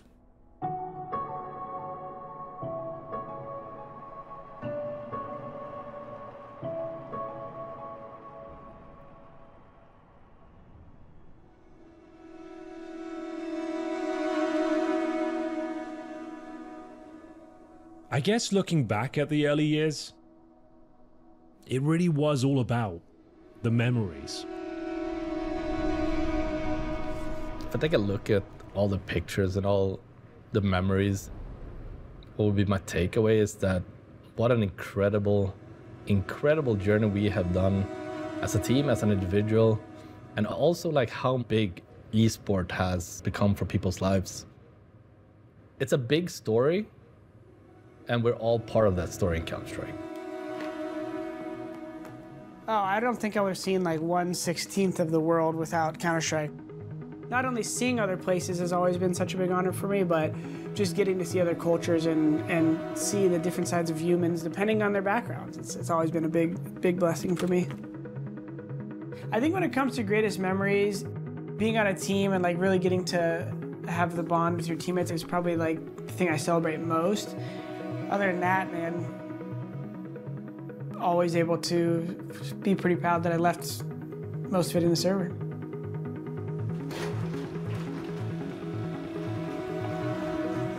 When I see this picture and all this badge, it kind of felt like, honestly, it was yesterday. I don't feel like it was more than 10 years ago, like there is no way. Yeah, I don't think I still realize like how fast actually the 10 years just went. Looking at all these pictures, it reminds me of when I was at the... Ja, das auch alles einfach in so einem Karton, also irgendwie alle, ne? Auch einfach in so einer Ikea Kallax Reinschiebebox, einfach alles in einem Haufen da drin. Looking at all these pictures, it reminds me of when I was at the Antwerp major. I just hear the crowd roar and I just started to cry. Like I couldn't handle it because I thought back to when we were sitting on like gym hall or something with these chairs and you know sitting and now it looks like this. Yeah, exactly. And now it looks like that. It's just like half my life, you know. The journey was beautiful. You have up and downs, you know, like a roller coaster in this life. Esports, like a VP, show me the world. I spend with my team like more time than my family. I sit with them on the TeamSpeak, like 8, sometimes 10 or 12 hours paid per day. I travel with them, I bootcamp with them. I see them, you know, much more than my... Farmers und Negev. Pasha's Dogs. Farmers und Negev hat die genannt. Kids, than my wife. So we are... Sind das diese belgischen Schäferhunde? Hat nicht, ich glaube, das sind eigentlich so Hunde, die so richtig, nicht Wachhunde, aber die so richtig krass im Militär auch teils eingesetzt werden. Hier, wie heißt der nochmal? Ex-deutscher Streamer, ich komme auf den Namen nicht, bin ich doof. Head-On hatte auch 2 so Schäferhunde. Belgische Malinois. Sind aber andere, okay. Da kannst du than my kids, than my wife. So we are like a family. In one time, I can love them, and in one moment, I can hate them. But to be honest, I can say after many years, Virtus Pro, you are not my friend, you are my brother, my friend. Counter-Strike can teach you a lot of things, and not just about winning or earning money, but also like it's more like how to work together and stuff. I met my girlfriend. I was just gonna say, it literally gave you your partner, your girlfriend, your child. Yes. You have a son. Yeah. At some point, you're gonna teach him to play CS. Of course I will. You know, and that's how it goes down through the generations. I think. Knowing that the new game has just launched, and in 10 years maybe someone else will be sitting like we do and look back at how CS2 changed their life. I am more thankful that you can ever become of CSGO, because I've not only become a better player in the game and got my work from it, but I've grown as a person and done things that I would never expect to do. I have lost words. It's everything to me. If I look back over the 20 years I have been playing, there's so many friendships and so many moments that I share with others. And that's why we're going to take home. The trophies are nice, but when you look back, I think it's all the moments with people and all the joy you had and everything you learned that's going to stay with you the most. How many more years do you think you have of career? 10. Damn, bro, if I had 10 more years. And would you do it all again? 100%. I will do it all again. Will I do it all over again? Bro, please. I mean, I would in a heartbeat. If I would do it one more time, oh yeah. Yeah. Can we just rewind 10 years and then start over? And I guess with that, it's time to say goodbye. Take it away, Shocks. If you are new to Counter-Strike and if you are coming to CS2, then I would recommend you should actually follow the ride, because it's not only a game, it's a passion, it's a group, it's smile, it's happiness, it's emotions, it's tears. You're gonna live it, you're gonna embrace it, and everything is gonna change. Counter-Strike is not only a game, it's a family.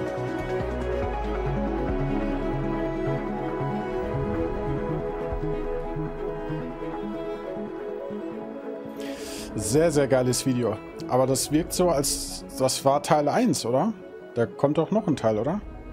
Weil wir haben ja jetzt 2018, 2019 vielleicht gerade erstmal aufgehört.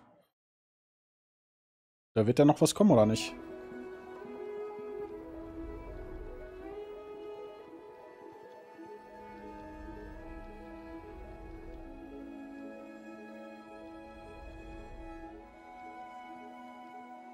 Da waren ja noch 4, 5 oder 6 Jahre waren ja noch hinten dran eigentlich, über die man noch erzählen kann.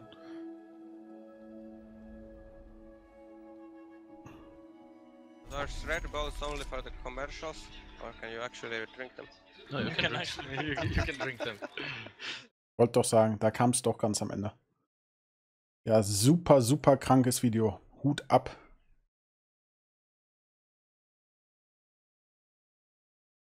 Okay, ich denke mal, da wird noch ein zweiter Teil kommen irgendwann, aber das war richtig, richtig geiles Video. Und an wie viele der Sachen man sich so noch erinnern kann, wenn man das miterlebt hat über die letzten 10 Jahre hinweg, ist schon crazy. Und wie sich manche Sachen noch so anfühlen, als wäre es noch gar nicht so lange her. Wie hier ich gesagt habe, ich habe zu Katowice 2015 ein Highlight-Video gemacht. Da saß ich, glaube ich, 40 Stunden dran an dem Video. Nochmal die ganzen Highlights raussuchen. Da saß ich ewig dran an dem Video. Hier, ich habe es direkt gefunden. ESL One Katowice 2015. Da habe ich ein Highlight-Video gemacht. Das hat so viel... Ah ne, das ist was anderes. Was? ESL One Katowice 2015 Fakten, Teams und unsere Einschätzung? Okay, da haben wir ein Einschätzungsvideo scheinbar gemacht. Hier, das meinte ich. ESL One Cologne Highlights.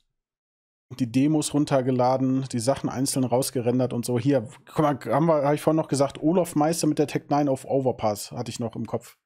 Wie der da jedes Mal einfach Titanic rausgegangen ist und einfach alles weggeflext hat. Das war irgendwie auch so ein 1-on-3 oder 1-on-4 Klatsch hier. Das war schon irre.